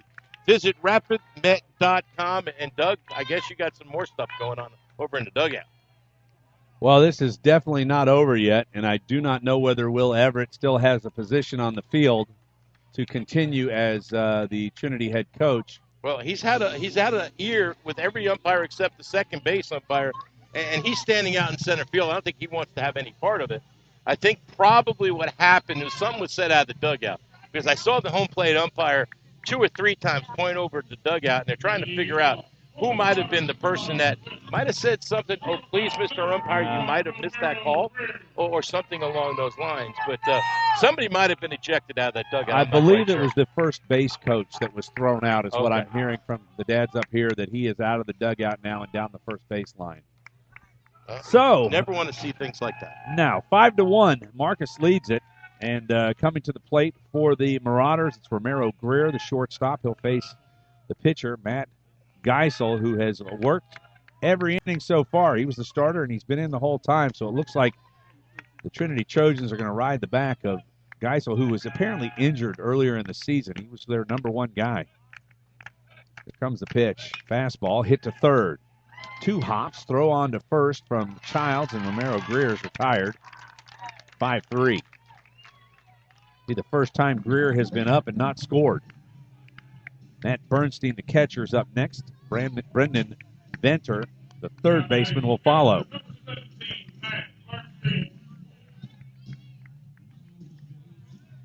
Don't think I want to be around, as I do see the first base coach now standing outside the dugout. So apparently he was asked to leave, although you think that would mean leave the facility, but apparently not. Curveball from Geisel drops in. You can make him go sit in the bus, I guess. That'd be hot. Wow. Make him go to Bonanza. All right. Well, we know where we're going, to Raising Cane's after this one, to celebrate, hopefully, a first-round victory for the Marcus Marauders. Now both sides are a little bit upset with the umpiring. Bernstein not thrilled with that call, and he's going to take a walk down and talk to Coach Sherman. I think Coach Sherman's going to say, "Hey, Matt, remember, you're the catcher. You can't get him mad at you."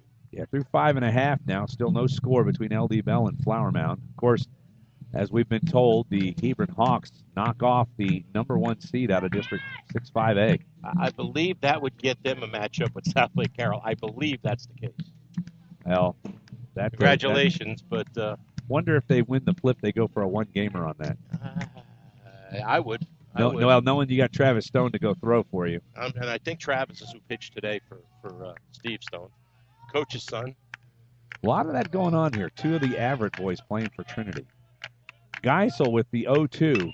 Ball's hit into right center field. Ranging over is the right fielder to his right. It carried quite a bit, but he's able to get there. That's Ben Forehand on the putout. So a fly ball out, and Bernstein is retired for the first time tonight. Now 2 for 3 on the night. And Brennan Venter got a sacrifice RBI. 0 of 1 as he grounded out to the shortstop in the first inning. Actually, I guess he's got 2 sacks because that went for a scored run also. So no official at bats, 2 sacrifices, and 2 RBIs for Brennan Venter. Here's the pitch. Curveball drops in for a strike. If Venter reaches, it'll be Drew Jackson.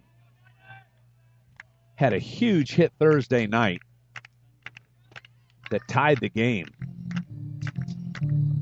and really flipped the momentum towards the Marcus Marauders.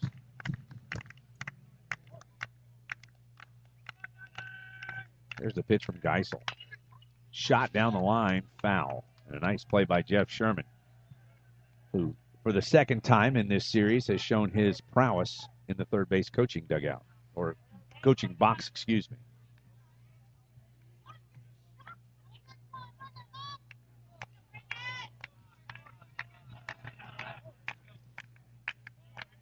No balls, 2 strikes on Venter. Pitch, swing and a miss. Got him, and that'll end the inning. 3 up, 3 down. Nice inning there from Geisel. We will head to the top of the 6th. We've got 6 outs to go till the Marcus Marauders can say they have moved on to round 2 in district play. When we come back, it will be Matt Munoz, Wes Engel, and Mark Geisel for the Trojans. That's in the top of the 6th inning, back on CSR TV after this message. Exposure. Want to reach local, community-minded folks with information about your business? Join the Champion Sports Radio team and advertise during these games. In the last 4 years, Champion Sports Radio has broadcast over 600 games for more than 3.5 million listeners.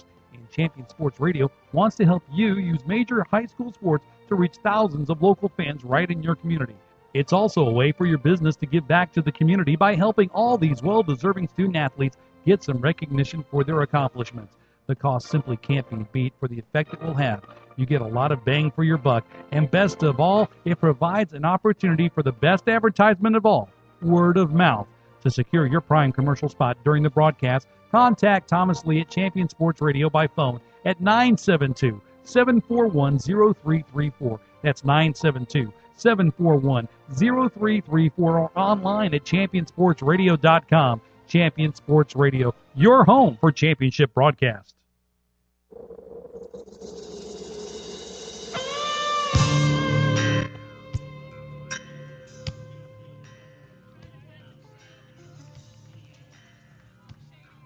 Top of the 6th here at Marauder Field. Marcus continues to lead 5-1. Locker Room Sports is proud to be the sponsor of Marcus High School Baseball. Locker Room provides custom uniform and high-end equipment for all of your baseball and sporting goods needs. Locker Room is located at 1565 West Main Street in Louisville. That's Suite 102. You also visit them on Facebook or on the web at lrssportswear.com. Nichols deals a first pitch strike to the leadoff hitter, Matt Munoz, alongside Pete Nielsen. I'm Doug Branch on CSR TV. Marcus staked to a 5-1 lead. Fastball, ooh, that looked good, but it misses. Not sure where that was. Me either. Or is it either? Tomato, tomato. Potato, potato. Is it potato? It's not potato. What are we talking about, Canets? Fastball misses down low, runs a count to 2 balls and a strike on the leadoff hitter, Matt Munoz. He was hit by a pitch and scored in the 3rd inning. Only run of the game. Off a single from Wes Engel. Nichols from the windup. Fastball rides in on the hands of the hitter, swings and fouls it off. 2 balls and 2 strikes on the center fielder, Matt Munoz. Well, we've got a line change now for the Trinity coaches. You got a new third base coach, you got a new first base coach, and the head coach is standing in the dugout.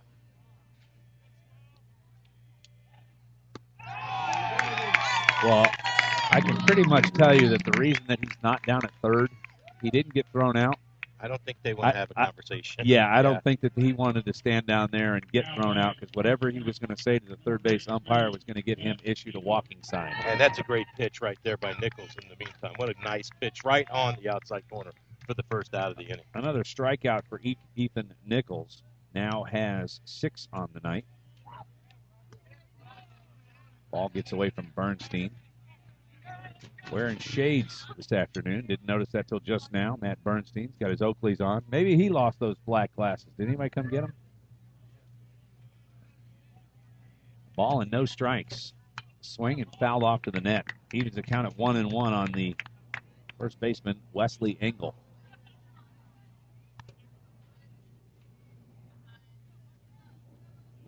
Good-looking player. Had a really nice outing pitching against this Marcus team on Thursday, but did not figure in the decision. Fouls this one off straight back, so he's on the fastball. Ball and 2 strikes on Engel. And you got head coach Jeff Sherman playing ball boy. He just has a little bit of pent-up energy. Yeah, you know what? I don't know how old Jeff is. I'm guessing he's around 30, but he's got plenty of youthful exuberance. I'm not going to spell that, Pete. Just misses a fastball in the outside corner. In case you were worried about me trying to spell exuberance. Oh, it's youthful. Y-O-U-T-H-F-U-L, right. Good pitch by Nichols that time. Just missed. Here's a pitch. Hit into left field, coming on, and he looks like he'll be there. It's Bogosian. Jared Bogosian swallows that one up like a Hoover vacuum. And there's 2 quick outs here in the top of the 6th. 4 outs to go, and the Marcus Marauders will move on to round 2 of the Texas 5A state playoffs. Nichols has looked very sharp tonight, Pete. Yes, just very under control. And they got to him in that one inning, and he was able to get the big strikeout, and then the double play got him out of that inning. But since then, he's really settled in. And this afternoon, I might add. Both tonight and this afternoon, he's looked good. Nichols will deal. Fastball call. Ooh. I'm sorry, I was calling that from up here. Apparently, I'm going to have a beef with the umpires also. Yeah, let's not. Let's stay friendly. You're right. We're going to Raising Cane's. That's a chicken, not a beef. Here's the pitch. Fastball rides way up high and outside. 2 balls and a strike. On the batter, the opposing pitcher, Mark Geisel. He has had a heavy bat, hit a couple of balls hard in this series. Nichols being very careful with it. 3-1 now. Only thing he hasn't done is hit him. And we've got a couple more pitches for him to try. Right. Boy, he tied him up right there. He thought that was going to be some sort of off-speed pitch, and Nichols throws the fastball in the inside corner. So full count. Nichols ready quickly. Here's the pitch. Fouled off right side out of play. We'll do it all over again.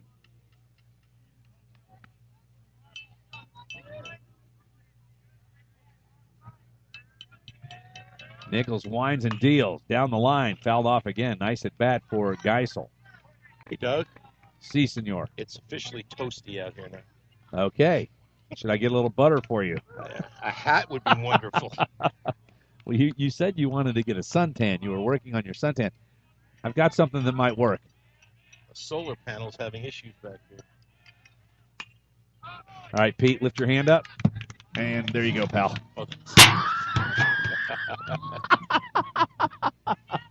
Oh, you might look funny, brother, but that'll keep the sun off of you. Yeah, and my head would cook. Oh, good pitch. Oh, he just misses on the inside and issues the walk. And Nichols wanted that one. Preston Inman will step up. Inman, a strikeout victim last time, as he was trying to move the runners bunting, but was not effective doing it. So a runner on, 2 outs. We're in the top of the 6th. Marcus has got 4 outs to go, and they are by district winners. Pitch from Nichols. Hit 2 hops to second. Borchi on to first. Ringsdorf's got it, and we're through the 6th inning. That'll go down 4-3. One runner left on. No hits, no errors. We head to the bottom of the 6th. It's Marcus 5 and Trinity 1. Heart conditions can be fixed, but many of us don't know we have a problem until it's too late.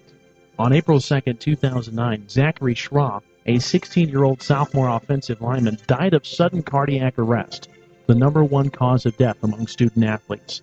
Like so many SCA victims, Zach had no heart issues, nor did anyone in his family. If Zach had an echocardiogram, he might have been able to avoid suffering a condition that takes 10,000 of our youth each year. In his memory, Living for Zachary was formed to try and prevent SCA from taking the lives of youth everywhere.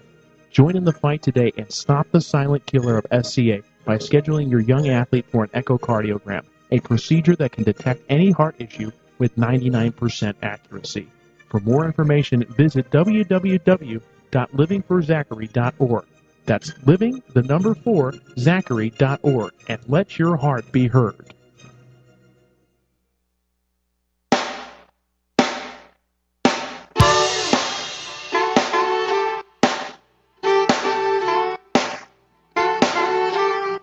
Bottom of the 6th here at Marauder Field. Marcus continues to lead Trinity 5-1. Are you looking for a new or used vehicle that's safe and economical? Honda of Denton has one, and they're just up the street. Honda of Denton, the home of the lifetime warranty and hometown, and is your hometown dealer. Check them out 24/7 online at hondaofdenton.com. All right, Pete Nielsen alongside. I'm Doug Branch. Drew Jackson to the mound, or check that, to the left side of the plate to lead off here for the Flower Mound Marcus Marauders. Now on the mound for Trinity, it's Drew Johnson. Fastball misses up high and outside. So a pitching change for the last 2 innings as Jackson steps in. 0 for 2 on the night. Misses with the fastball up high. Not really a place where Trinity can afford to just gift runners to bases. Johnson's going to have to come to the zone, and Pete, my guess is that Drew Jackson has got the green light here, 2-0. But it's up high, 3-0. He won't be ripping now.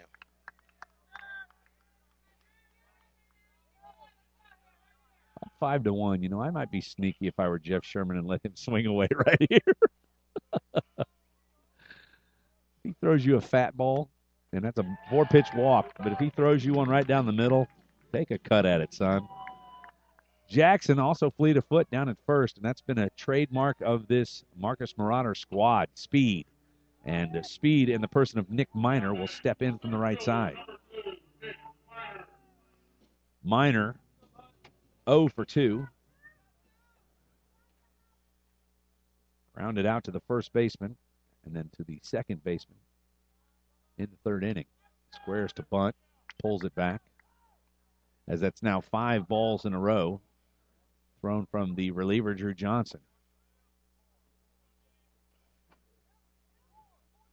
Do not know if we had any other defensive changes other than Geisel. So we will check on that when Trinity comes to bat in the top of the 7th. Johnson offers, pulled back. That's a strike. Finally gets one over the plate.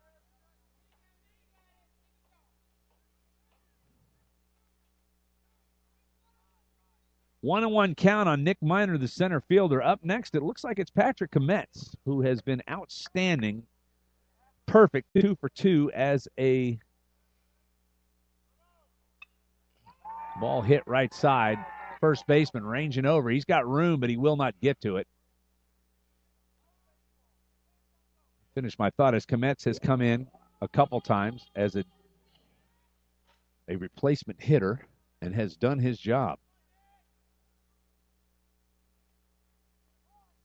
He'll get another chance from Coach Jeff Sherman. He'll bat for the first baseman, Ringsdorf. He is a first baseman, so he might actually take first base, or Ringsdorf may re-enter. We'll have to see defensively in the top of the 7th. But we're not there yet.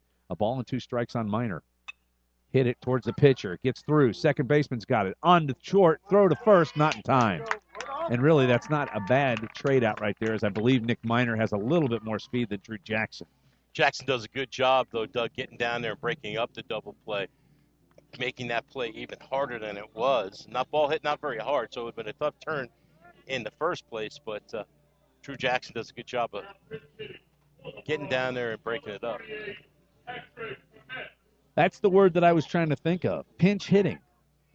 I didn't want to help you. I said replacement hitter. As I get a laugh out of everyone here in the press box. Are you making stuff up again? I am, man. That's what I'm best at. Those guys are missing me up there. I know they are. They are. I'm missing you. Normally I get to look you in the face. This is kind of like you might as well be at home. I could just have you plugged into the ISDN line. Yeah. Here's the pitch. Trust me, my head Kometz would rather up be the up middle. They get one at second, throw on to first, and it's a double play. So they didn't get it on the play before, but they get it there. It'll go 6. Actually, it'll go 6-3. 6 unassisted at second, and then on to first for the double play, and we will head to the top of the 6th inning. Marcus staked to a 5-1 lead over the Trinity Trojans. They've got 3 outs to go. They're at the bottom of the lineup. Dylan Dean, Reeder, Men Swasser, and Noah Trey-Tree. Back on CSR TV after this timeout. Top of the 7th. Oh, top of the 7th. Thanks, Pete. Yes, sir. Here we go. TV. Would you like to enjoy some culture with your loved ones without breaking the bank? Then let me introduce you to the Greater Dallas Youth Orchestra. The GDYO provides music education and performance opportunities for musically talented youth, but this is no kids' concert. The GDYO comprises 7 different ensembles made up of over 425 talented musicians ages 8 to 18, representing more than 50 communities in North Texas. You won't believe how amazing these ensembles sound until you hear it for yourself. So join them for one of their concerts at the Meyerson Symphony Center or Dallas City Performance Hall. For more information on how to make a donation, as well as a listing of upcoming GDYO concerts, visit gdyo.org. And if you know a talented young musician interested in an unbelievable experience, auditions take place in the spring. Connect with the Greater Dallas Youth Orchestra on Facebook, Twitter, LinkedIn, and at gdyo.org. Hey, what does this word make you think of? Tchaikovsky. Gesundheit. So what's the word? No, that is the word. You lost me. All right, who's Martha Graham? She invented the graham cracker. Before her, there was only soda crackers. Maybe they're not getting enough art. Kids who participate in the arts do better in school and in life. To learn more, visit AmericansForTheArts.org, because all kids should get to appreciate Tchaikovsky's music and Martha Graham's dance. Art. Ask for more. A public service message brought to you by Americans for the Arts and the Ad Council. Top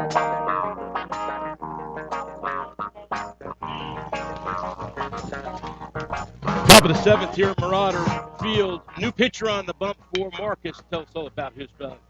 Michael Pilato came in and got the victory in game 1 of this series, and with 1 pitch, the Marcus Marauders are 2 outs away from advancing in the state playoffs. Boy, that's a good start for Pilato. Just the 1 pitch, throws a ground ball there to Romero Greer, who's almost automatic out there, Doug, at shortstop for the first out of the inning. Well, you're right. He struggled a little last night, but tonight he has been spot on. Curveball from Pilato, and I can't tell you where that missed. Mr. Umpire, I have a request. It's hot. You want the aluminum pan back? Oh, where's that? 2 balls, no strikes. Strike zone's been really consistent the whole game. Let's not change it here at the top of the 7th inning, please. Thank you. Here's the pitch. Missed inside, 3-0.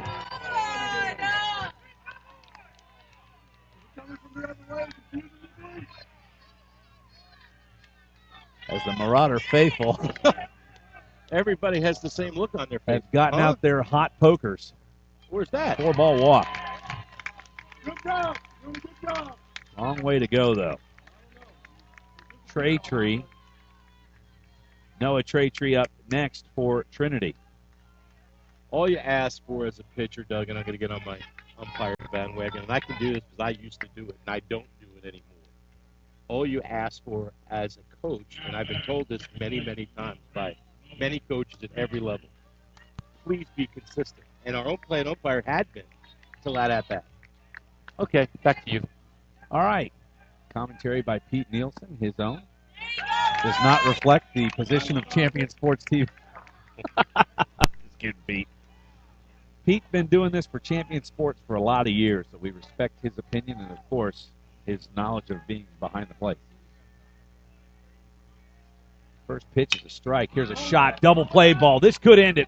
One at second. Throw on to first. They won't get Trey. Took a little too long for Romero Greer, but Pete, you got to get the first one, and they do that. Solid job of getting the lead run. That ball not hit hard enough to turn two, and a nice job that time of getting the sure out. And you're right, Mark is now 1 out away from taking the next step in the journey. Riley King, the shortstop, hit by pitch in the first inning, blown out, and then was cut down at third base on a huge call in the fifth. They backdoored him. Throw from left field was cut off and relayed back to third, and they caught him napping. Do we dare say controversial? Not at this point. Okay. In the fifth inning, when Coach Averett was out there giving them an earful, we could have said controversial, but now it's kind of, it is what it is. Yeah, controversial. We'll go with that. We got a runner, pinch runner coming in for Trey, and this is a little bit surprising as Trey can flat out fly. This guy must be really fast. Maybe he's a senior. That's his last game. Pacheco, and I believe he is a senior, so maybe this is a Coach Will Everett getting his senior in for his last opportunity in a Trinity Trojan uniform. That's a nice touch of class there, by. So, certainly, I can't say that that's the fact, but I would think so, because Trey, as you saw him get down the line, is not someone you would normally run for. Pilato from the stretch, fastball, popped up, out of play. I got it. Charged.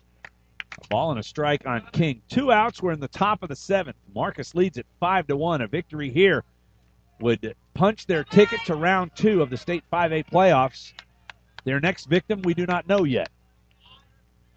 Notice I said victim. Pilato from the stretch. Looks to second. Here's the pitch. Fastball called strike.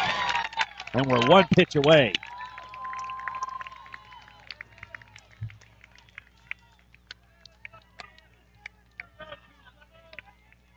The Marauders will play deep.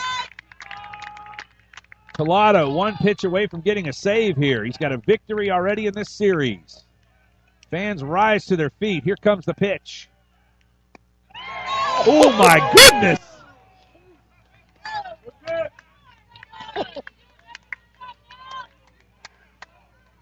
Mute me. My goodness. I don't know what part of the plate that didn't get. Well, the part that the umpire could see, I guess. Here's the 2-2. Swing, chop to third. Ventnor on. He's got it. Throw on to first. Ball get. Oh, no. They call him safe. He was out twice. Riley King dives into first and keeps the game alive.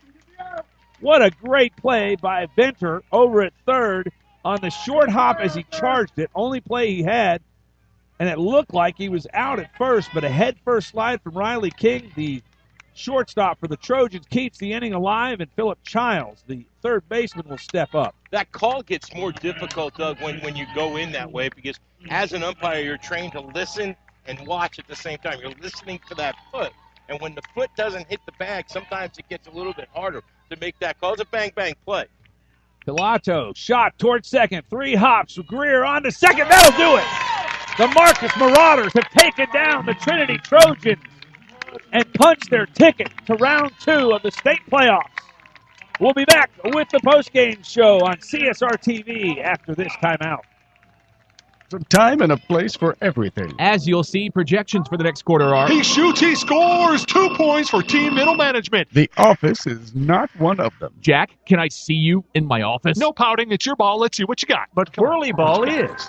For corporate events, team building, and private parties, Whirly Ball in Hearst and Plano is electric fun. Test your skills on the arcade games. Zip around in your Whirly Bug for a Whirly Ball competition. Or play the most affordable laser tag in the city. Learn more at whirlyball.info.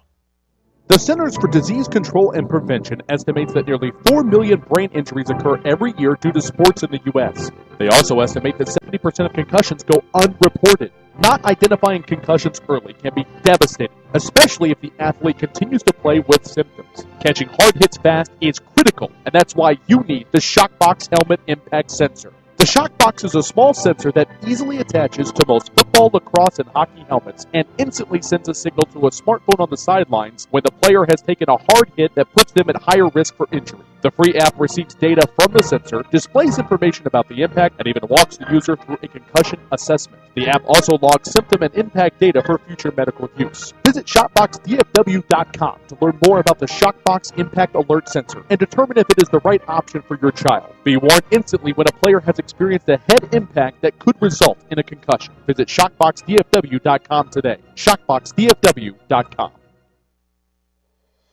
Are you looking for a way to promote your business or increase exposure? Do you just need more people to know that you're there? Join the Champion Sports Radio team and advertise during these games. In the last 4 years, Champion Sports Radio has broadcast over 600 games to more than 3.5 million listeners. And Champion Sports Radio wants to help you use major high school sports to reach thousands of local fans right in your community. Think about it. Die-hard fans just like you tune in each and every week, giving your business unparalleled access to the community. It's the perfect way for smaller individually owned businesses to cultivate a core clientele or expand their already loyal customer base. To secure your prime commercial spot during the broadcast, contact Thomas Lee at Champion Sports Radio by phone at 972-741-0334. That's 972-741-0334 or online at championsportsradio.com. Champion Sports Radio, your home for championship broadcast.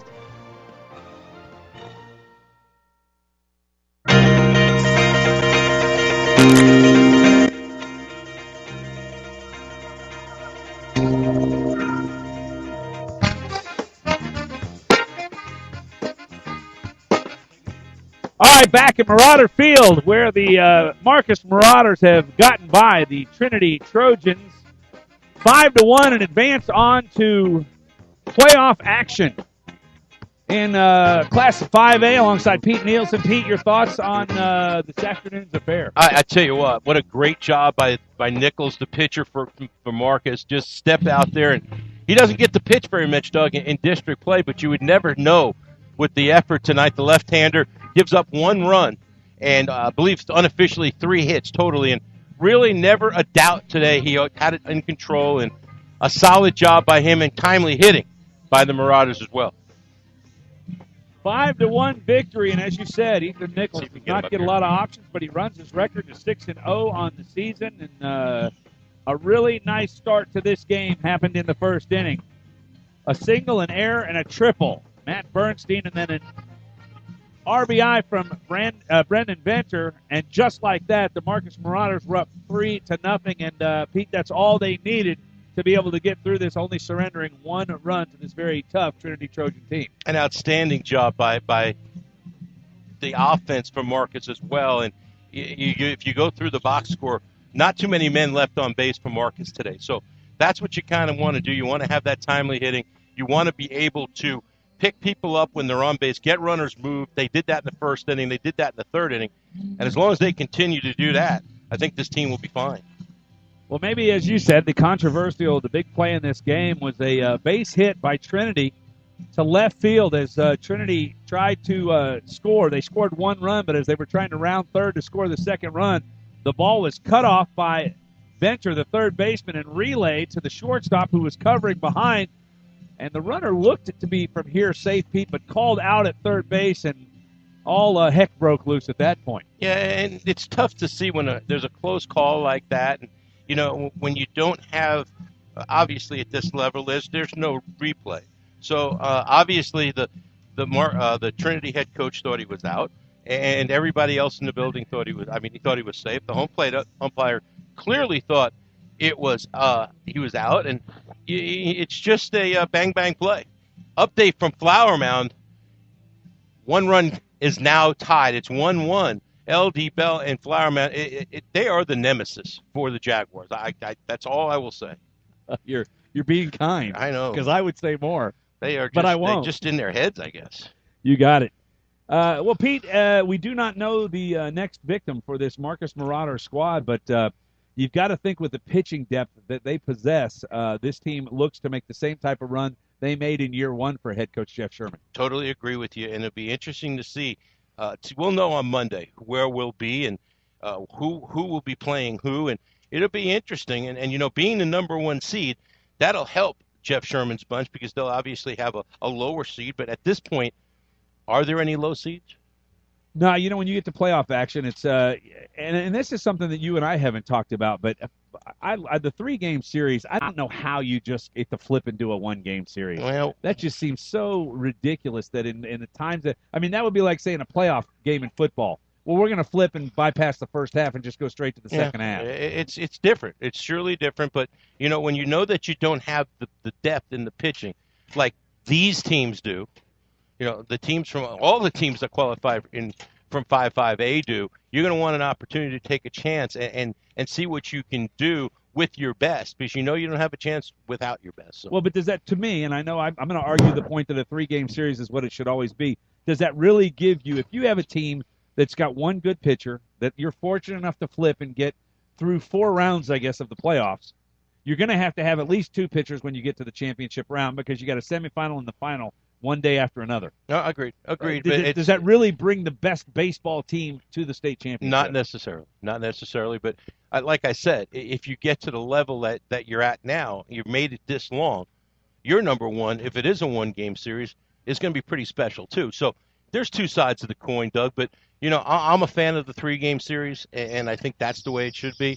And I think that the teams that don't have the pitching depth will go for the 1.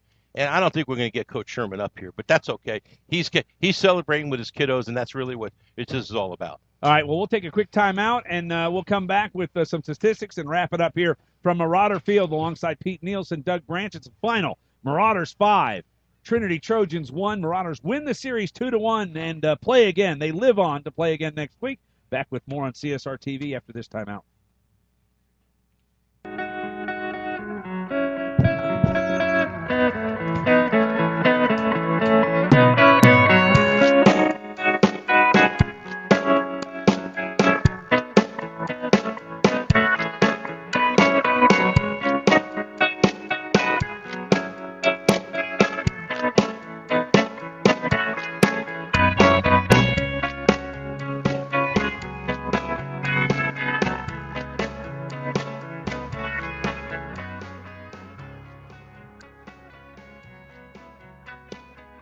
Back at Marauder Field, alongside Pete Nielsen, Doug Branch, and Pete, a 5-1 victory, a decisive Game 3 victory for the Marcus Marauders, who will move on, live another day to play next week. We will find out who that opponent is, I'm sure, by the end of the day today, but final thoughts on today. Yeah, check your Twitter, check CSR.com, championsportsradio.com. We'll have all the information. Dallas Morning News will have the matchup, so I'll tell you this, partner, wherever they are, we'll be there. So a great job by everybody here tonight, and look forward to the next series with this bunch. Last year, lucky enough to go 3 deep with them and see if we can do it again this year. All right, well, we won't wrap it up quite yet, as head coach Jeff Sherman has he's a busy man. Participated in the festivities, and he's going to join us real quick. We'll pull the music back down as we were starting to wrap up. Coach, I saw you down there with the media folks. I saw you down there with the press guys. Yeah. So I know you were busy, but all right, we can say it now. Moving on to the second round, talk about this game today. And really, you guys did, I'm sure, blueprint was putting those 3 runs on the board early. Yes, sir. And, we got to give a lot of credit in that first inning of Ethan Nichols coming out. Young hasn't had as many innings as we hoped to get him this year and wins Game 3. I mean, at the end of the day, it comes back to pitching and playing great defense. And we did that today and get some timely hits. Even though we didn't hit the ball well, I still thought that we competed at a high level.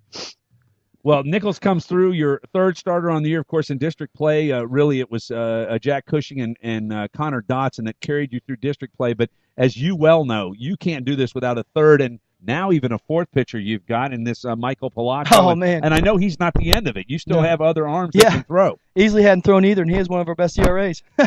And so, and he's a really good a pitcher as well and player. But I thought the biggest swing of this whole thing is when they get the base hit to left field and Bogosian throws a absolute P-Rod right to Venner, and we backdoor him because we executed small baseball. We played that today, and little things like that. And then they got a little testy and hot and over there, and it became very emotional for them, and they couldn't rebound from that. And that was a swing play right there, and that was in the fifth. Yeah. That was one swing play, and then another one. They've got two runners on, one out, first and second, and a line drive to the second baseman, Borchi, who quickly tosses it over to Romero Greer for the double play that really gets pitcher Ethan Nichols out of what I considered his biggest jam. Agree.